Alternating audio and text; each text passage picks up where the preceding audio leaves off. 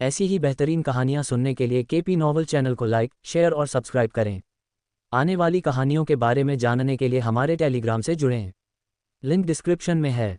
BTTH disciple cashback system. अध्याय 141 नालन यानरान की प्रशिक्षुता। Xiao यी जियान के विचार स्पष्ट थे। हालांकि वह जानती थी कि उसके गुरु ने उसे उसके जहर शरीर के कारण शिष्य के रूप में लिया था, लेकिन उसके मन में कोई नकारात्मक भावना नहीं थी। जहर शरीर और जहरों पर शोध करने की प्रवृत्ति के कारण उसे अपने जहर शरीर को सक्रिय करना तय था। अपने शिक्षक के मार्गदर्शन के बिना वह एक घृणित जहर महिला बन सकती थी। उसके शिक्षक ने उसे बचाया था, एक प्रतिष्ठित कीमियागर बनने के उसके सपने को पूरा किया था। इतने बड़े उपकार के साथ वह और क्या चाह सकती थी। जियाओ यी जियान के दिल में उसने अपने शिक्षक के साथ जीवन भर सेवा करने का फैसला किया था, जो कि पितृभक्ति दर्शाता है। हालांकि गूहे जियाओ यी जियान के विचारों से अनजान था। इस समय उसके दिमाग में एक सफ़ेद आकृति चमक उठी। नालन यानरान के मन में उसका शिष्य बनने का विचार आया, जो दर्शाता है कि यूनयून वापस आ गया था। इसके अलावा नालन यानरान ने प्रशिक्षुता के मामले का उल्लेख किया था, ये सुझाव देते हुए कि यूनयून गुफा से उनके समझौते को नहीं भूला था। यूनयून ने नालन यानरान को अपना शिष्य बनाने के लिए सहमति व्यक्त की, जिसका अर्थ ये भी था कि उसने उसे माफ़ कर दिया था। ऐसा ही होना चाहिए, ये सोचकर गूहे को बेवजह खुशी महसूस हुई। उसे लगा कि यूनयून के दिल में अभी भी उसके लिए जगह है। गूहे ने मुस्कुराते हुए जियाओ यी जियान को देखा और पूछा, संप्रदाय गुरु कब वापस आए? जियाओ यी जियान ने एक पल सोचा और जवाब दिया, संप्रदाय गुरु लगभग 10 दिन पहले वापस आए थे। गूहे ने सिर हिलाया और उन दोनों से कहा, अपनी साधना पर वापस लौट जाओ। अगर तुम कोई सफलता हासिल करते हो तो मैं तुम्हें पुरस्कृत करूंगा। जियाओ यी जियान ने सिर हिलाया और अनिच्छा से किंग लिन को अपने साथ ले गई। उनके जाने के बाद गूहे को स्वर्गीय सर्प तकनीक याद आई, जो उसे अभी अभी मिली थी। वह एक विचार के साथ सिस्टम स्पेस में प्रवेश कर गया। अंदर जाने पर गूहे ने शून्य में एक तैरता हुआ नीला स्क्रॉल देखा, स्वर्गीय सर्प तकनीक। एक विचार के साथ गूहे ने अपने मन में पुकारा, सिस्टम स्वर्गीय सर्प तकनीक को निकालो। जैसे ही उसके शब्द निकले, शून्य में नीला स्क्रॉल थोड़ा कंपन करने लगा और नीली रोशनी में बदल गया, जो गूहे के दिमाग में प्रवेश कर गया। उसके बाद गूहे के दिमाग में एक रहस्यमय संदेश प्रकट हुआ, स्वर्गीय सर्प तकनीक की सामग्री। गूहे ने अपनी आंखें बंद कर लीं, जानकारी को अवशोषित करने पर ध्यान केंद्रित किया। एक पल के बाद उसने सामग्री को पढ़ना समाप्त कर दिया। स्वर्गीय सर्प तकनीक प्राचीन स्वर्गीय सर्प कबीले द्वारा प्रचलित एक साधना पद्धति थी। जब चरम पर खेती की जाती है तो ये पौराणिक प्राचीन स्वर्गीय सर्प 9वें दर्जे के जादुई जानवर में विकसित हो सकता है। गूहे की आंखों में आश्चर्य का संकेत दिखाई दिया। स्वर्गीय सर्प तकनीक जब चरम पर खेती की जाती है तो 9वें दर्जे के जादुई जानवर में विकसित हो सकती है। ये तकनीक लिटिल किंग लिन के लिए बेहद उपयुक्त है। गूहे ने खुद स्वर्गीय सर्प तकनीक का अभ्यास करने का इरादा नहीं किया था। उसने लिटिल किंग लिन को फाइटर लेवल पर पहुंचने के बाद इसे देने की योजना बनाई। यह एकदम सही था। मंडप में बैठने के बाद गूहे ने देखा कि आसमान धुंधला हो रहा था। उसने अपने कमरे में लौटने का फैसला किया। 1 महीने की यात्रा और कड़ी मेहनत के बाद गूहे थका हुआ महसूस करने लगा था। अब जब वह वापस आ गया था तो उसे रात को अच्छी नींद की ज़रूरत थी। ... शायद उसे ठीक से आराम किए हुए काफ़ी समय हो गया था। गूहे रात भर सोता रहा और अगले दिन दोपहर तक सोता रहा। चीफ सेक्ट मास्टर, आप क्यों आए हैं? जब उसने आंगन में जियो यी जियान की आवाज़ सुनी, तभी गूहे पूरी तरह से जाग गया। यूनयून और नालन यानरान आ गए थे। क्या ये प्रशिक्षुता के बारे में हो सकता है? यह विचार उसके दिमाग में कौंधा और गूहे तुरंत बिस्तर से उठ गया। तुम चीफ की तलाश में आए हो? मैं उसे लेने जाऊंगा। तभी जियाओ यी जियान की आवाज़ फिर से सुनाई दी और जल्द ही कदमों की आहट गूहे के कमरे की ओर बढ़ रही थी। चीख! गूहे ने दरवाज़ा खोला और कहा, बुलाने की कोई ज़रूरत नहीं है। जियो यी जियान ने गूहे को देखा और जल्दी से कहा, प्रमुख, संप्रदाय के गुरु और नालन यानरान आ गए हैं। गूहे ने सिर हिलाया और कमरे से बाहर निकलकर आंगन की ओर चला गया। जैसे ही उसने अपना सिर उठाया, गूहे ने यूनयून और नालन यानरान को मंडप में बैठे देखा, जो पास ही था। आज यूनयून ने एक सफ़ेद पोशाक पहनी हुई थी। जब हल्की हवा चलती थी तो सफ़ेद पोशाक शान से लहराती थी। उसकी आंखें शांत थीं, उसके चेहरे पर ठंडक थी और उसके होंठ एक सूक्ष्म मुस्कान में मुड़े हुए थे, जो सभी जीवित प्राणियों को देखकर मुस्कुरा रही थी। सफ़ेद कपड़े पहने उसकी सुंदरता बेमिसाल थी। उसकी तारों भरी आंखों में बर्फ से ढके पहाड़ की चोटी जैसी ठंडी आभा थी, जो एक ऐसी ठंडक छोड़ रही थी जो मीलों दूर से लोगों को दूर भगाती थी। उसके काले बाल बहते बादलों की तरह नीचे गिर रहे थे, उसकी कमर के चारों ओर बिखरे हुए थे और उसका सुंदर व्यवहार अलौकिक था, जैसे कि एक निर्वासित अमर स्वर्ग के महल में रहता हो। पास ही में एक खूबसूरत महिला को देखकर गूहे की आंखें थोड़ी सिकुड़ गईं। युन युन आज असाधारण रूप से आकर्षक लग रही थी। जाहिर है, यहाँ आने से पहले युन युन ने सावधानी से कपड़े पहने थे। यह महसूस करते हुए गूहे के चेहरे पर एक हल्की मुस्कान दिखाई दी। तथाकथित सज्जन अपने दोस्तों के लिए अपनी जान जोखिम में डाल देते हैं। युन युन, जो आमतौर पर अपनी शक्ल सूरत की परवाह नहीं करती थी, ने आज असाधारण रूप से कपड़े पहने थे। गूहे सोचने से खुद को रोक नहीं सका कि शायद युन युन के पास कोई है जिसे वह अपनी खूबसूरती दिखाना चाहती है। अनिवार्य रूप से उसने खुद को उस भूमिका में डाल दिया। अपने चेहरे पर खुशी के भाव को दबाते हुए गूहे ने यथासंभव शांत रहने की कोशिश की और मंडप के पास पहुंच गया। मैं एल्डर गूहे का अभिवादन करता हूं। जिस क्षण गूहे आंगन में दिखाई दिए, नालन्यानरान ने तुरंत उन्हें देखा और सम्मान देने के लिए खड़े हो गए। उनका रवैया बेहद सम्मानजनक था। गूहे ने सिर हिलाकर उसकी ओर देखा, फिर उसने अपना ध्यान युन युन की ओर लगाया और कहा, संप्रदाय गुरु। गूहे के चेहरे पर एक सुंदर मुस्कान थी, जो सौम्य दिखने की कोशिश कर रही थी। बहुत समय हो गया है। मुझे आश्चर्य है कि क्या संप्रदाय गुरु हाल ही में ठीक हुए हैं। गूहे को देखते हुए, जो सुंदर, मिलनसार था, युन युन की आंखों में जटिलता का एक निशान दिखाई दिया। हालांकि उसने जल्दी से अपना संयम वापस पा लिया और एक पल के लिए चुप रही। फिर उसने अपने लाल होठों को थोड़ा खोला और कहा, मैं यानरान को प्रशिक्षुता का अनुरोध करने के लिए यहाँ लाई हूँ। मुझे आश्चर्य है कि क्या एल्डर गूहे तैयार है। दूसरी ओर नालान यानरान का दिल धड़क उठा जब उसने अपने शिक्षक की बातें सुनी। हालांकि उसे अपने शिक्षक से पहले ही पता चल गया था कि एल्डर गूहे उसे शिष्य के रूप में स्वीकार करने का इरादा रखते हैं। क्या थोड़ी बहुत बातचीत करना सामान्य नहीं था? क्या आपने एल्डर गूहे को दोस्ताना व्यवहार करते और अनौपचारिक अभिवादन करते नहीं देखा? शिक्षक, क्या आपको कम से कम उनका जवाब नहीं देना चाहिए? आप सीधे मुद्दे पर आ रहे हैं। क्या ये वाकई ठीक है? अपनी शिक्षिका के शांत लेकिन कुछ हद तक उदासीन भाव को देखकर नलन यानरान को अचानक लगा कि शिष्य बनने की उसकी योजना विफल हो सकती है। अध्याय 142, नालन यानरान की हैरान अभिव्यक्ति। नालन यानरान चिंतित महसूस कर रहा था। युन युन की बातें सुनने के बाद गूहे भी कुछ पल के लिए अचंभित रह गया। युन युन के शांत और उदासीन भाव को देखकर गूहे ने एक हल्की आह भरी। ऐसा लग रहा था कि युन युन के मन में अभी भी राक्षस जानवर पर्वत गुफा में जो कुछ हुआ था उसके बारे में कुछ नाराजगी थी। ये समझ में आता था। किसी भी महिला के लिए शायद ये सब एक बार में स्वीकार करना मुश्किल होगा, खासकर युन युन जैसी गुणी और पवित्र महिला के लिए, जो पहले कभी किसी पुरुष के संपर्क में नहीं आई हो। जहां तक खुद की बात है, तो वह वास्तव में उस दिन कुछ ज्यादा ही आगे बढ़ गया था। हालांकि गूहे को कोई पछतावा नहीं था। वास्तव में इस तरह के मोहक प्रलोभन का सामना करने पर अन्य महिलाएं कुछ समय के लिए इसका विरोध कर सकती हैं। लेकिन जब बात असाधारण रूप से सुंदर युन युन की आई, जो उसके दिमाग में थी, तो गूहे के पास कोई आत्मनियंत्रण नहीं था। इस समय सुंदर महिला के कुछ हद तक ठंडे व्यवहार को देखकर गूहे को गुस्सा नहीं आया। एक पल की चुप्पी के बाद उसने अपनी विनम्र मुस्कान बनाए रखी और धीरे से कहा, मैं तैयार हूं। बगल में नालन यानरान हैरान थी। नालन यानरान वास्तव में अवाक थी। उसकी सुंदर आंखें चौड़ी हो गई थीं, उसका चेहरा प्रश्न चिन्हों से भरा हुआ था। वह सहमत हो गया। एल्डर गूहे वास्तव में सहमत हो गया। मूल रूप से एल्डर गूहे को अपने शिक्षक की बातें सुनने के बाद चुप होते देखकर नालन यानरान को लगा कि वह शायद उनकी शिष्या बनने में विफल रही होगी। नालन यानरान ने अपने शिक्षक की ओर देखा, अंदर से काफी आहत महसूस कर रही थी। अगर उसे पता होता कि यह ऐसा है, तो वह शायद यहाँ अकेली आ जाती। चूंकि एल्डर गूहे उसे शिष्या के रूप में स्वीकार करने का इरादा रखते थे, इसलिए उसने सोचा कि ईमानदारी दिखाना उन्हें मनाने के लिए पर्याप्त होगा। हालांकि अब सब कुछ बहुत देर हो चुकी थी। लेकिन जब नालन यानरान निराश महसूस कर रही थी, तो वह ये सुनकर दंग रह गई कि एल्डर गूहे सहमत हो गए थे। नालन यानरान ने आश्चर्य से गूहे को देखा और फिर अपने शिक्षक को। उसका छोटा सिर उलझन से भर गया। यानरान, तुम वहां क्यों खड़ी हो? जाओ और अपने नए गुरु को अपना सम्मान दो। जब नलन यानरान हैरान थी, तभी युन युन ने फिर से बात की।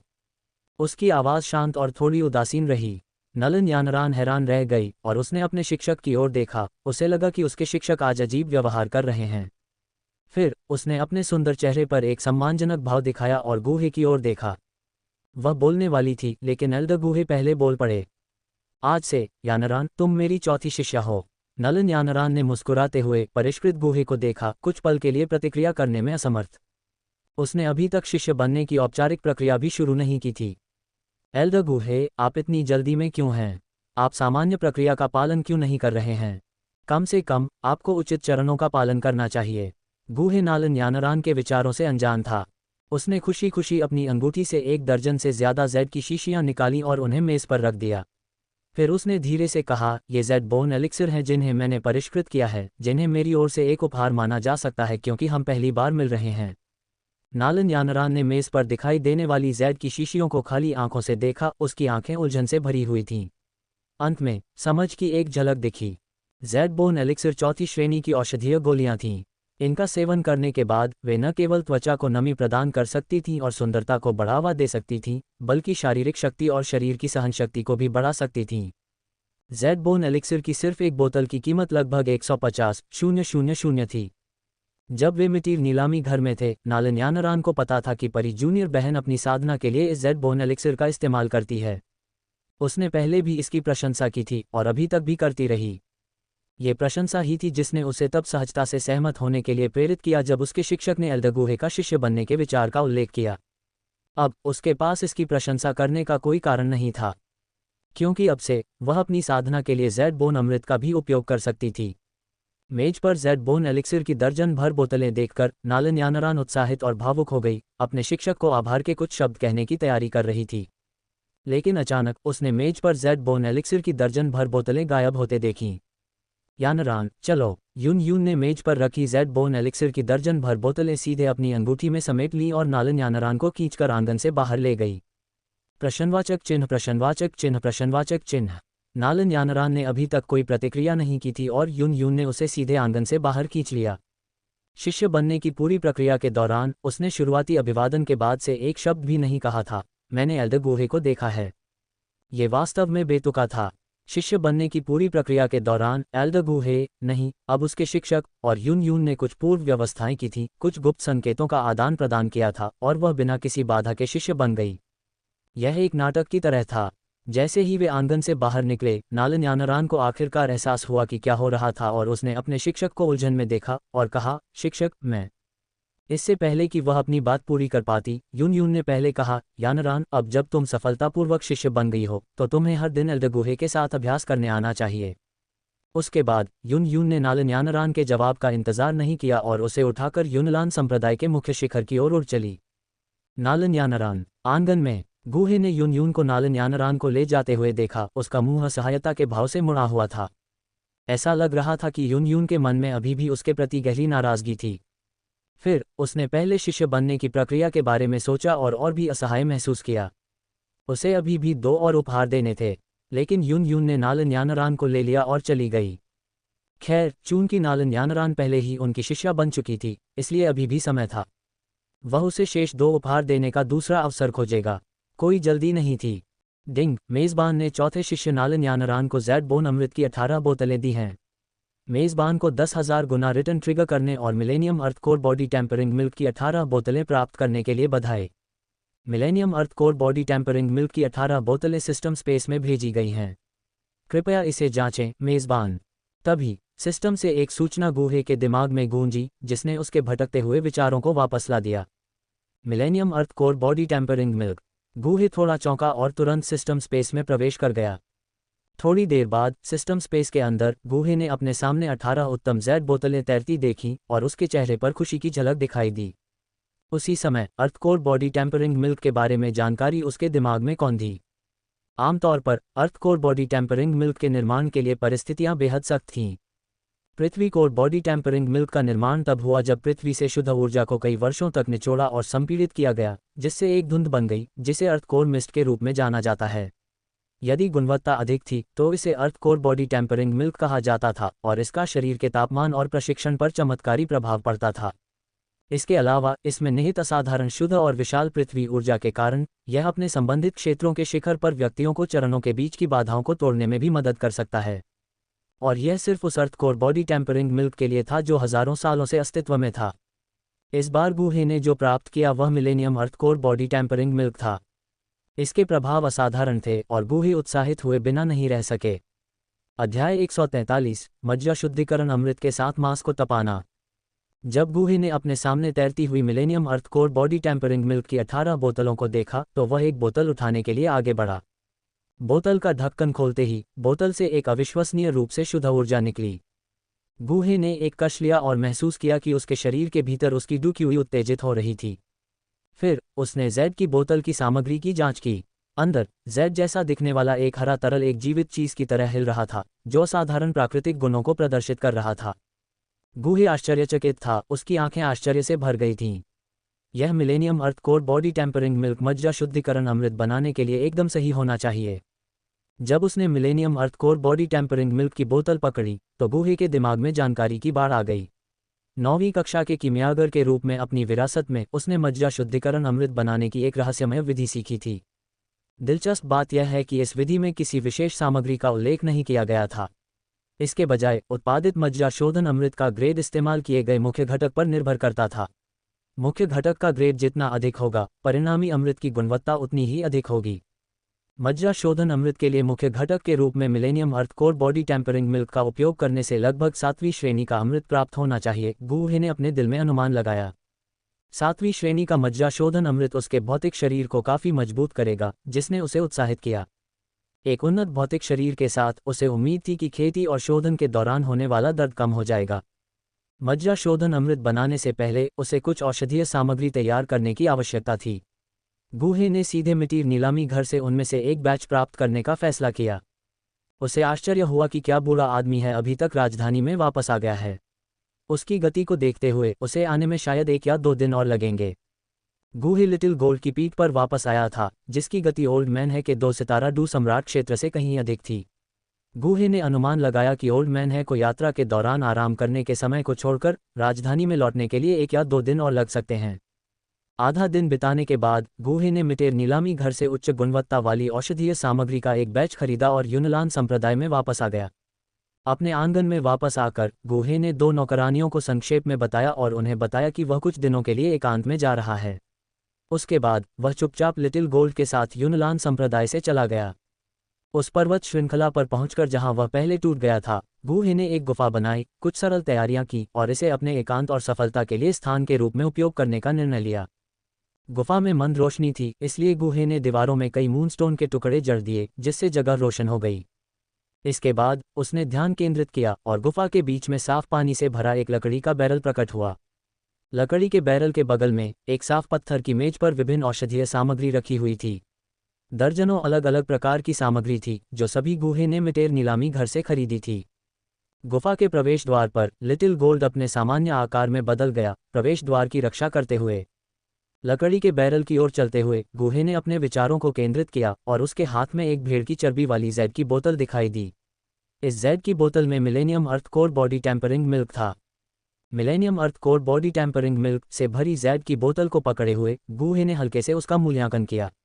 फिर उसने ढक्कन खोला और एक हल्का पन्ना धुंध बाहर निकला, जो अंततः बोतल के मुंह पर जम गया, जो लंबे समय तक बना रहा। गूहे ने इस धुंध को गहराई से अंदर लिया और अपनी आत्मा में एक हल्की गर्मी महसूस की। वह प्रशंसा करने से खुद को रोक नहीं पाया। ये पृथ्वी की संघनित ऊर्जा द्वारा निर्मित एक आध्यात्मिक इकाई होने का हकदार है। ये बहुत शुद्ध और शक्तिशाली है। कोई आश्चर्य नहीं कि यह अस्थि मज्जा शोधन और अस्थि तड़का पर इतना उल्लेखनीय प्रभाव डालता है। अपनी प्रशंसा की पेशकश करने के बाद गूहे ने जैड की बोतल उठाई और ध्यान से लकड़ी के बैरल में पन्ना जैसा हरा तरल डाला। जैसे ही millennium earth core body tempering milk लकड़ी के बैरल में बहता गया, अंदर का साफ पानी स्पष्ट रूप से एक समृद्ध पन्ना रंग में बदलने लगा। इसके अलावा सतह से धीरे धीरे एक हल्का कोहरा फैल गया, जो बहुत ही अजीब लग रहा था। गूहे ने ध्यान से तरल के रंग में परिवर्तन देखा। Millennium earth core body tempering milk की शुद्धता और शक्ति पर वह आश्चर्यचकित था। एक बोतल ने भी ऐसे उल्लेखनीय प्रभाव दिखाए। Earth core body tempering milk के भीतर ऊर्जा बहुत अधिक थी। अपनी वर्तमान ताकत के साथ भी वह इसे सीधे पीने की हिम्मत नहीं कर पाया। हालांकि इसे मैरो प्यूरिफिकेशन एलिक्सिर के लिए प्राथमिक घटक के रूप में उपयोग करना और इसे अन्य औषधीय अवयवों के साथ मिलाना इसकी ऊर्जा को कम करने में मदद करेगा, जिससे इसका उपयोग करना सुरक्षित हो जाएगा। मैरो प्यूरिफिकेशन एलिक्सिर को तैयार करने की विधि को याद करते हुए गूहे ने तेजी से अपना हाथ पास की एक साफ पत्थर की मेज पर बढ़ाया और एक लाल पौधा उठाया, जो मोमबत्ती जैसा दिखता था। मोमबत्ती के पौधे को पकड़े हुए गूहे की हथेली बैंगनी लौ से टिमटिमा रही थी, जो धीरे धीरे बैंगनी आग के गोले में बदल गई। बैंगनी लौ बैंगनी आतिशबाजी की तरह नाच रही थी और टिमटिमा रही थी। उसने पौधे को लौ में फेंक दिया और बस एक पल में मोमबत्ती का पौधा तेजी से मुरझा गया। बैंगनी लपटों की तपिश के तहत ये लाल तरल की एक बूंद में बदल गया। लाल तरल को कई बार परिष्कृत करने के लिए बैंगनी लपटों का उपयोग करते हुए गूहे ने फिर अपनी उंगलियों का उपयोग करके इसे लकड़ी के बैरल में फेंक दिया। जैसे ही लाल तरल की बूंद अंदर गिरी, मूल रूप से पन्ना जैसी पानी की सतह भी चुपचाप थोड़ा गहरा लाल हो गई। गूहे ने जल्दी से मेज से फल जैसी औषधीय जड़ी बूटी ढूंढ ली। कुछ मिनटों के शोधन के बाद हरा कमल का फल भी हरे तरल की एक बूंद में बदल गया और लकड़ी के बेसिन में टपक गया, जिससे पानी हल्का हरा हो गया। सांप छोड़ने वाला फूल, बुद्ध ज्वाला जड़। गूहे द्वारा पत्थर के मंच से लगातार अलग अलग नामों वाली औषधीय जड़ी बूटियां ली गईं, उन्हें परिष्कृत करके तरल बनाया गया और लकड़ी के बैरल में फेंका गया। मेज पर औषधीय जड़ी बूटियां तेजी से कम हो रही थीं, और 1 घंटे बाद दर्जनों अलग अलग जड़ी बूटियां पूरी तरह से विभिन्न रंगों के तरल पदार्थों में बदल गईं, जिन्हें लकड़ी के बेसिन में डाला गया। अंतिम औषधीय जड़ी बूटी को परिष्कृत करने के बाद गूहे ने राहत की सांस ली। उसने लकड़ी के बेसिन में रंगीन तरल को देखा और संतुष्टि में सिर हिलाया। ये बहुरंगी तरल दर्जनों औषधीय जड़ी बूटियों के अर्क से संघनित था। Millennium earth core body tempering milk में निहित ऊर्जा बहुत भयानक थी। इन दर्जनों औषधीय जड़ी बूटियों से तपाए जाने के बाद इसकी शक्ति बहुत कम हो गई थी। हालांकि इन औषधीय जड़ी बूटियों के साथ भी तरल में ऊर्जा अभी भी कमज़ोर नहीं थी। अगर वह इसके भीतर साधना करता तो उसे काफ़ी दर्द का अनुभव होता, लेकिन इसे सहना निस्संदेह गूहे को बहुत लाभ पहुंचाता।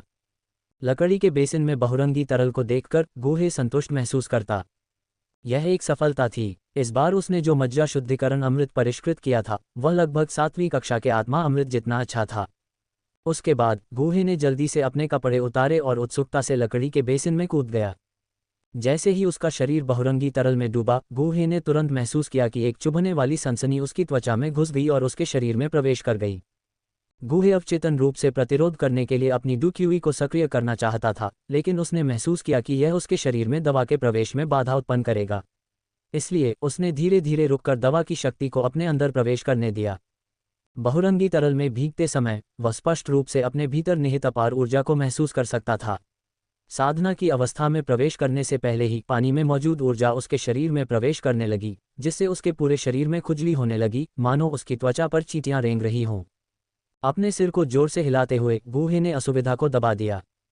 इस दुनिया में आने के बाद से उसने काफ़ी पीड़ा का अनुभव किया था, इसलिए ये संवेदनाएं उसके लिए कोई बड़ी बाधा नहीं बनी।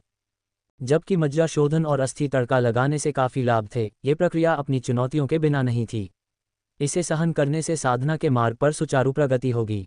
लकड़ी के बर्तन में क्रॉस लेग बैठे हुए गूहे ने हाथ की मुहरें बनाई, धीरे धीरे अपनी आंखें बंद की और उसकी सांस शांत और स्थिर हो गई। थोड़ी देर के बाद उसके शरीर में खुजली की अनुभूति धीरे धीरे कम हो गई और गूहे साधना की अवस्था में प्रवेश कर गया। जैसे ही गूहे साधना की अवस्था में आया, लकड़ी के बेसिन में बहुरंगी तरल की सतह पर अचानक छोटे छोटे बुलबुले उभर आए। कुछ ही पलों में बुलबुले और भी तीव्र हो गए। ऐसा लगने लगा कि पानी उबल रहा है, जिससे गूहे को बहुत दर्द हो रहा था।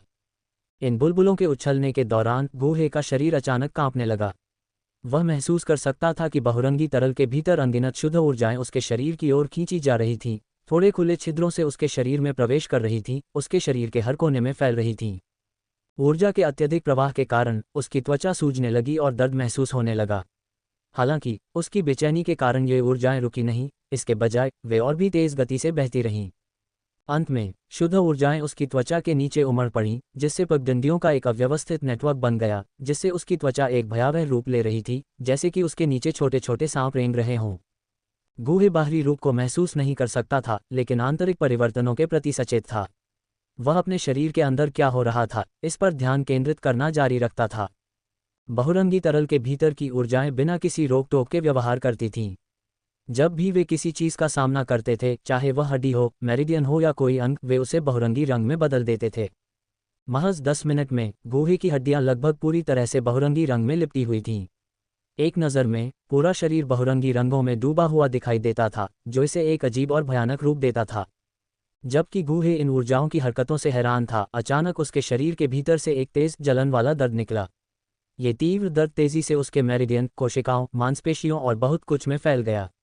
जलती हुई आग को ऐसा लगा जैसे यह उसके शरीर को राख में बदल देगी। तीव्र गर्मी बढ़ती जा रही थी।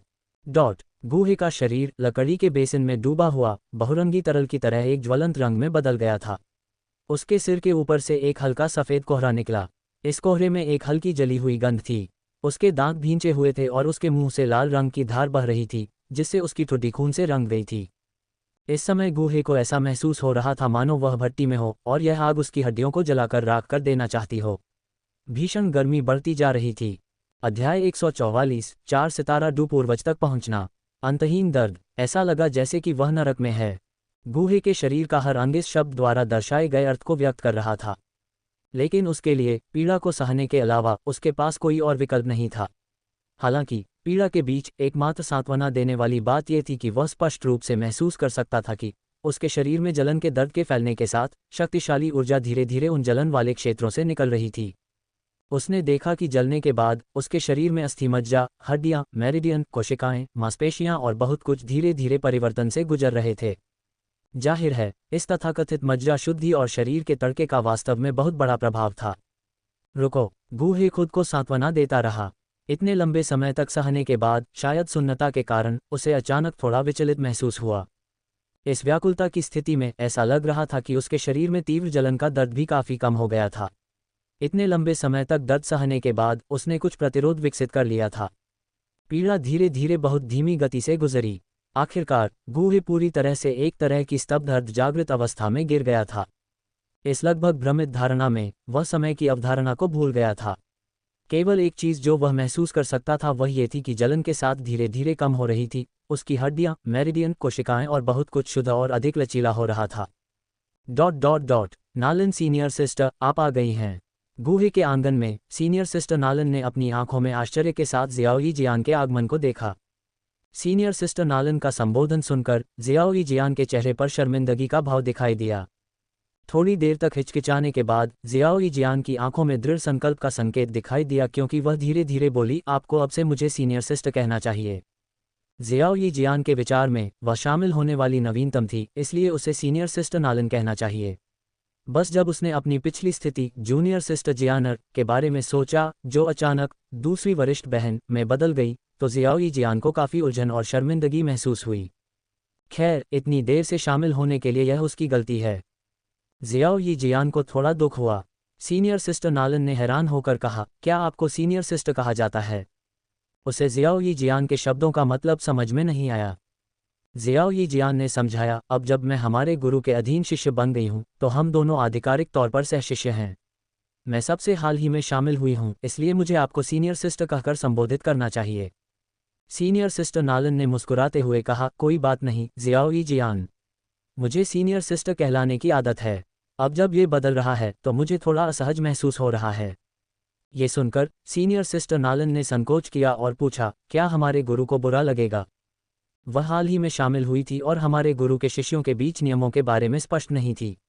उसने सोचा कि उसे नियमों का पालन करना चाहिए और हमारे गुरु को परेशान नहीं करना चाहिए। जियाओई जियान ने मुस्कुराते हुए समझाया, चिंता मत करो वरिष्ठ बहन, हमारे गुरु के शिष्यों के पास बहुत सारे नियम नहीं हैं। जब तक आप संप्रदाय को धोखा नहीं देते तब तक हमारे गुरु को कोई आपत्ति नहीं होगी। मैं समझ गया। जियाओई जियान की बातें सुनकर वरिष्ठ बहन नालन को राहत महसूस हुई। कोई नियम नहीं, क्या इसका मतलब ये होगा कि वरिष्ठ बहन के रूप में उसका पद सुरक्षित रह सकता है? वास्तव में उसे जियाओई जियान को वरिष्ठ बहन कहने में कोई आपत्ति नहीं थी। आखिरकार वे उम्र में करीब थे और उनका मिलन अच्छा था। वरिष्ठ बहन नालन के लिए वरिष्ठ बहन या कनिष्ठ बहन कोई मायने नहीं रखती थी। हालांकि वरिष्ठ बहन नालन ने छोटी किंगलिन की ओर देखा जो मंडप में पेस्ट्री का आनंद ले रही थी। ये छोटी लड़की उससे पहले शामिल हुई। नियमों के अनुसार क्या उसे भी छोटी किंगलिन को वरिष्ठ बहन नहीं कहना चाहिए था? ये सीनियर सिस्टर नालन के लिए काफी शर्मनाक होगा। आखिरकार संप्रदाय नेता की प्रत्यक्ष शिष्या के रूप में उन्हें हमेशा बड़ी सीनियर सिस्टर के रूप में संबोधित किया जाता था।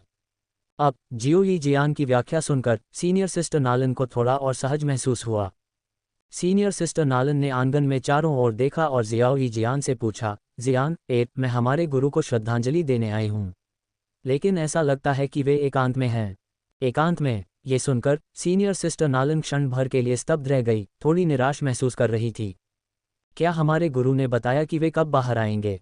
जियाओई जियान ने अपना सिर हिलाया और कहा, गुरु ने कहा कि वे कुछ दिनों के लिए एकांत में रहेंगे, इसलिए इसमें बहुत अधिक समय नहीं लगना चाहिए।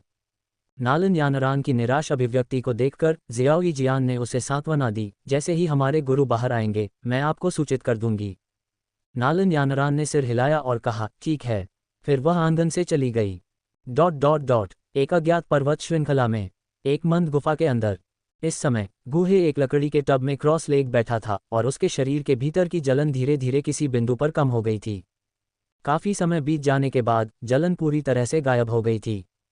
दर्द के गायब होने के साथ गुहे का पहले से चकित मन अचानक साफ हो गया। गुहे ने जल्दी से अपनी चेतना के साथ अपने भीतर के आत्मा को स्कैन किया और ये देखकर चकित रह गया कि उसके शरीर में कभी भरे हुए इंद्रधनुषी रंग पूरी तरह से गायब हो गए थे। अब उसकी हड्डियों, मेरिडियन और अन्य हिस्सों से एक हल्की चमक निकल रही थी, जो सफ़ेद ज़ैद जैसी थी, जिससे असीम शक्ति होने का आभास होता था। उसकी चेतना का जागरण एक कुंजी की तरह काम कर रहा था। अचानक उसका एक बार चुप रहने वाला आंतरिक आत्मा एक परिष्कृत मशीन की तरह काम करना शुरू कर दिया, परिवर्तन के बाद अपना पहला ऑपरेशन शुरू किया। बूम! उसके शरीर के भीतर एक दबी हुई आवाज़ गूंजी, जिससे गुहे आश्चर्यचकित होकर देखता रह गया, क्योंकि उसके शरीर के हर कोने से एक विशाल ऊर्जा निकल रही थी। एक पल के लिए वह कुछ हद तक विचलित हो गया। गुहे के क्षणिक व्याकुलता में वे अपार शुद्ध ऊर्जाएं स्वेच्छा से उसके मेरिडियन में प्रवाहित हुईं। यदि यह अतीत में होता तो इतनी विशाल ऊर्जा के प्रवाह से निश्चित रूप से उसकी मेरिडियन दर्दनाक रूप से धड़कती। हालांकि अब जैसे जैसे ऊर्जा प्रवाहित होती गई, उसकी मेरिडियन लचीले ढंग से फैलती और सिकुड़ती गई, जिससे गुहे को कोई दर्द पहुंचाए बिना इन विशाल ऊर्जाओं को समायोजित किया जा सका। यह ऊर्जा अत्यंत विशाल और चौंकाने वाली शुद्ध थी, इस हद तक कि इसे गुहे से किसी शोधन की आवश्यकता नहीं थी। इसके अलावा किसी अज्ञात कारण से इस ऊर्जा ने गुहे का जरा भी विरोध नहीं किया। ये सहजता से प्रवाहित हुई, लगभग मानो यह आज्ञाकारी रूप से उसके आदेशों का पालन कर रही हो। जैसे जैसे विशाल ऊर्जा मेरिडियन मार्गों के साथ प्रसारित हुई, एक चक्र के बाद ये चक्रवात के भीतर डू क्रिस्टल में एक फटते हुए पर्वत की धारा की तरह बह गई, जिससे लगातार गड़गड़ाहट की आवाज़ आ रही थी। ऊर्जा के इस प्रलय के तहत कबूतर के अंडे के आकार का डू क्रिस्टल स्पष्ट रूप से एक आकर्षक गति से फैलने लगा। धप धप धप, जैसे ही दबी हुई आवाज़ों की एक श्रृंखला गूंजी, गुहे के शरीर से एक शक्तिशाली दबाव फूट पड़ा, जो गुफा से बाहर निकल गया। 4 सितारा डू पूर्वज। अध्याय 145, साधना को परिष्कृत करना, अमर ज्वाला को भस्म करना। इस समय अपने शरीर के भीतर अशांत शक्ति को महसूस करते हुए गुहे ने अपनी वर्तमान स्थिति की जांच की, और थोड़ी देर बाद उसके होठों पर एक संतुष्ट मुस्कान दिखाई दी। मिलेनियम अर्थ के कोर मिल्क से परिष्कृत अस्थि मज्जा सफाई तरल अपने औषधीय प्रभावों में वास्तव में असाधारण था। वह महसूस कर सकता था कि उसके भौतिक शरीर की ताकत में काफ़ी वृद्धि हुई थी। सच में गुहे की मूल शारीरिक शक्ति में कोई कमी नहीं थी। आखिरकार इसे स्वर्गीय ज्वाला द्वारा संयमित किया गया था और अग्नि देवता की तकनीक के भीतर ज्वाला शोधन शरीर तकनीक के माध्यम से और बढ़ाया गया था। डू जोंग क्षेत्र में गुहे की शारीरिक शक्ति पहले से ही शीर्ष पायदान पर थी। उसका इरादा शेष 17 बोतलों के साथ अस्थि मज्जा सफाई तरल को परिष्कृत करना जारी रखने का नहीं था। अपनी वर्तमान शारीरिक शक्ति के साथ शोधन जारी रखने से महत्वपूर्ण सुधार नहीं होंगे, जिससे यह व्यर्थ हो जाएगा। अगला, चलो मेरी साधना को बढ़ाना जारी रखें।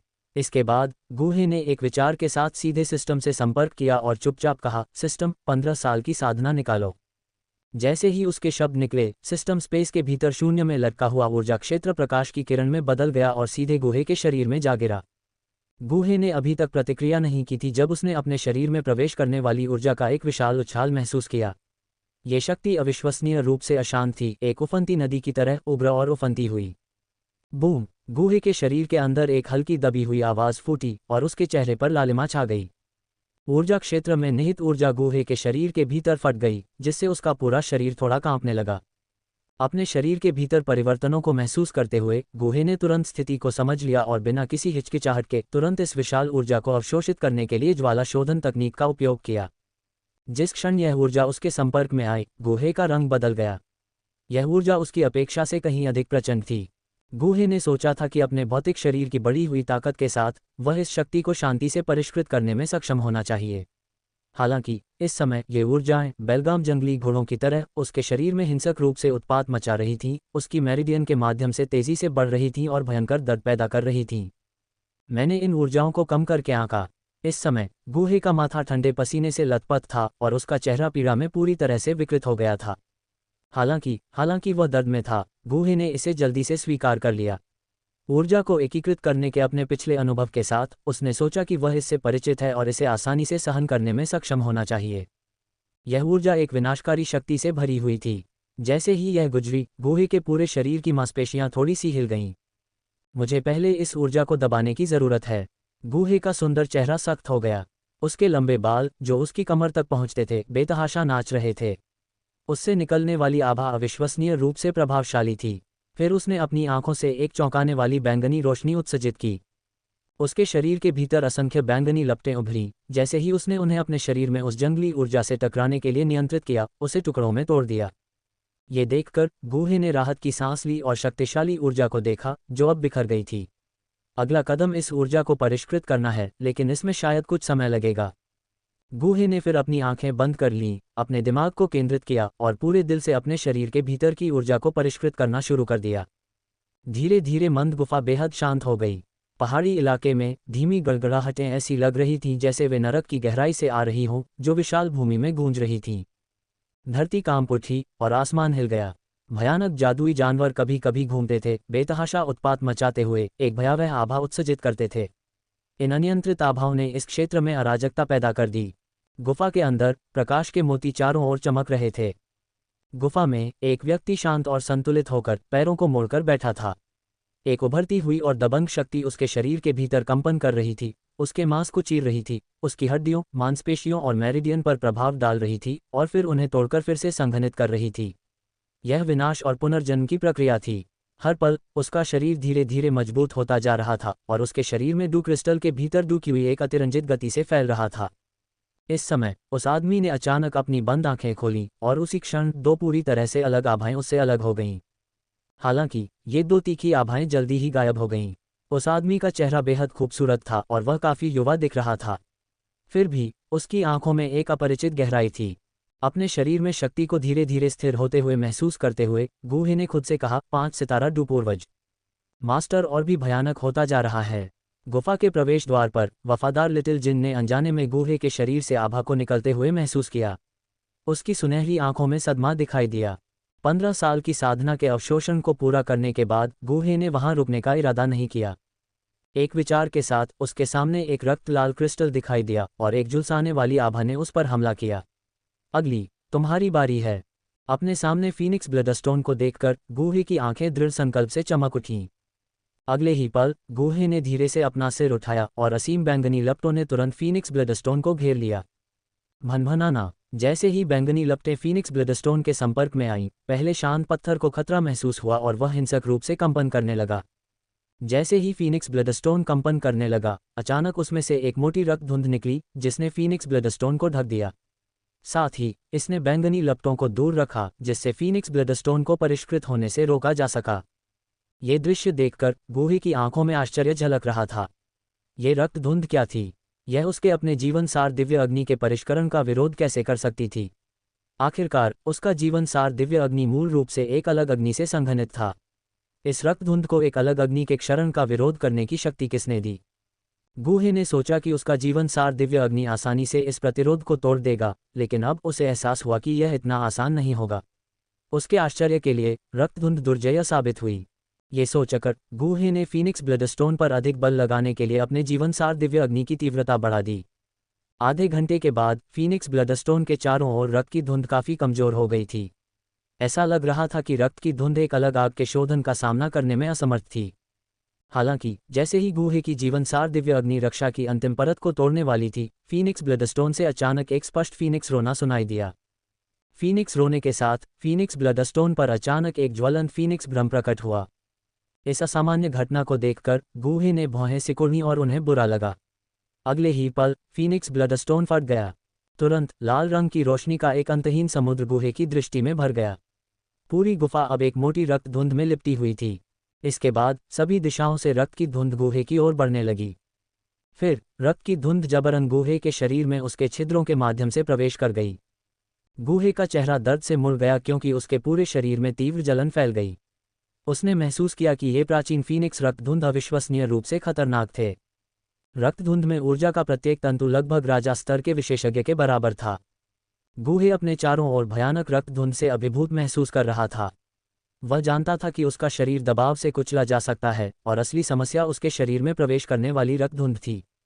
एक संक्षिप्त क्षण के बाद गूहे समझ गया कि उसे जल्दी से इस रक्त धुंध को परिष्कृत करना होगा, अन्यथा उसका जीवनसार और ऊर्जा भस्म हो जाएगी।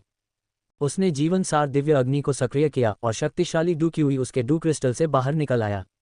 हालांकि उसके आश्चर्य के लिए रक्त धुंध ने उसके हमलों का विरोध किया और ज्वलंत लपटों में बदल गया। ये लपटें और भी अधिक गर्म थीं और उसकी डू क्यूई और रक्त को भस्म कर रही थीं, जिससे असहनीय जलन हो रही थी। गूहे को एहसास हुआ कि ये रक्त धुंध उसकी अपेक्षा से कहीं अधिक भयानक थी। हताशा के एक क्षण में गूहे ने अपनी जीवनसार दिव्य अग्नि को पूरी शक्ति से सक्रिय कर दिया। उसने अपने शरीर के भीतर रक्त धुंध पर हमला करने के लिए बैंगनी लपटों को नियंत्रित किया। उसके प्रयासों के बावजूद रक्त धुंध की आग ने जमकर प्रतिरोध किया। लपटें उसके शरीर में कई गुना बढ़ गईं और फैल गईं, जिससे उसे बहुत दर्द हुआ। गूहे को एहसास हुआ कि यह आग न केवल उसके शरीर को बल्कि उसकी ऊर्जा, उसके रक्त और उसके सार को भी जला रही थी। ये दर्द पीड़ादायक और अथक था। गूहे ने अपने दांतों को भींच लिया और दर्द को सहन किया।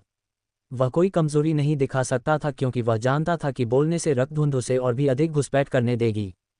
ये प्राचीन फीनिक्स रक्तधुंध बहुत भयानक थे। उनके भीतर निहित फीनिक्स की दृढ़ इच्छाशक्ति अविश्वसनीय रूप से शक्तिशाली थी और ऊर्जा का प्रत्येक धागा राजा स्तर के विशेषज्ञ जितना मजबूत था। गूहे ने निरंतर दर्द जारी रहने के कारण होश में रहने के लिए संघर्ष किया। वह इस अनोखे अवसर को नहीं छोड़ना चाहता था। उसके पास वापस लड़ने के लिए अपने जीवनसार दिव्य अग्नि का उपयोग करने के अलावा कोई विकल्प नहीं था। उसके शरीर के भीतर लड़ाई जारी रही और उसका शरीर एक गहन परिवर्तन से गुजर रहा था। धीरे धीरे उसकी त्वचा से एक अजीब और लाल रंग की रोशनी निकलने लगी। ये परिवर्तन उसके शरीर को पूरी तरह से अलग रूप में बदल रहा था। अध्याय 146 सफलता। धुंधली गुफा में समय चुपचाप बीत गया। इस समय गूहे समय के अस्तित्व को स्पष्ट रूप से भूल गया था। घना और तीव्र फीनिक्स रक्तधुंध एक तूफान की तरह भड़क उठा, गूहे की ओर बहता हुआ और बलपूर्वक उसके शरीर में प्रवेश कर गया। धमाका। इस समय गूहे पूरी तरह से रक्तधुंध में लिपटा हुआ था, मानो वह रक्त का प्राणी बन गया हो। उसके शरीर के भीतर गहरी गूंजती हुई आवाजें गूंज उठीं और फिर उसके शरीर के हर छिद्र से लाल रक्त बह निकला। ये रक्त फीनिक्स का नहीं बल्कि गूहे के अपने सार रक्त का था। अंतहीन रक्तधुंध एक उग्र आग में बदल गई, जिसने उसके मांस और हड्डियों को भयंकर रूप से जला दिया। 2 घंटे बीत चुके थे और गूहे अभी भी संघर्ष कर रहा था। जैसे जैसे समय बीतता गया, फीनिक्स की इच्छा द्वारा जारी दमनकारी उपस्थिति मजबूत होती गई और मोटी चिपचिपी रक्तधुंध फीनिक्स के भयानक दबाव के साथ उसकी ओर बढ़ती रही। इस विकट दबाव का सामना करते हुए गूहे का भौतिक शरीर भी संघर्ष करने लगा था।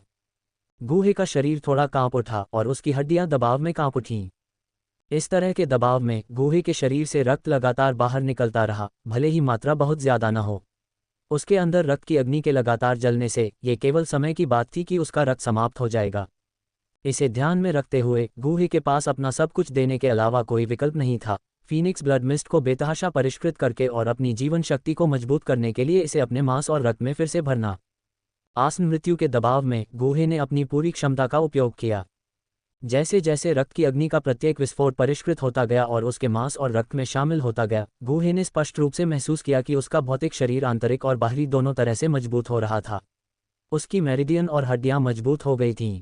इस जीवन शक्ति के संचार के साथ गूहे ने महसूस किया कि उसकी लगभग समाप्त हो चुकी जीवन शक्ति फिर से सक्रिय हो गई और पहले से भी अधिक मजबूत हो गई। उबलते रक्त ऊर्जा के बीच गड़गड़ाहट की आवाजें गूंज उठीं। जैसे जैसे उसका भौतिक शरीर मजबूत होता गया, गूहे के अंगों और हड्डियों से बहने वाली डू क्यूई और भी जोरदार होती गई, एक धार की तरह बह रही थी। अंत में ये गूहे के डू क्रिस्टल में बह गई, जिससे उसे असाधारण रूप से शक्तिशाली शक्ति मिल गई। अपने भौतिक शरीर और साधना में परिवर्तन महसूस करते हुए गूहे उत्साह से भर गया, ये जानते हुए कि उसके प्रयास रंगला रहे थे। थोड़े ही समय में मैंने आधे महीने की साधना के बराबर परिणाम प्राप्त किए हैं।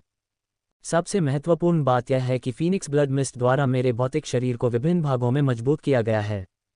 गूहे के चेहरे पर एक संतुष्ट मुस्कान दिखाई दी, लेकिन उसका दिल शांत रहा। पानी की तरह शांत, गूहे ने आसपास के रक्तधुंध को परिष्कृत करने पर ध्यान केंद्रित किया और अपने शरीर के भीतर असहनीय दर्द को सहन किया। गूहे जानता था कि उसे इस दर्द को सहना होगा, ठीक वैसे ही जैसे एक तितली अपने कोकून से मुक्त होकर अपने पंख झड़ने के दर्द को सहती है। Crack crack. गुफा के अंदर हड्डियों के टूटने की हल्की आवाज जारी रही, जिससे रीढ़ की हड्डी में सिहरन पैदा हो गई। हालांकि इस अवस्था में भी गूहे ध्यान में लीन एक साधु की तरह शांत रहे, चुपचाप जमीन पर बैठे रहे।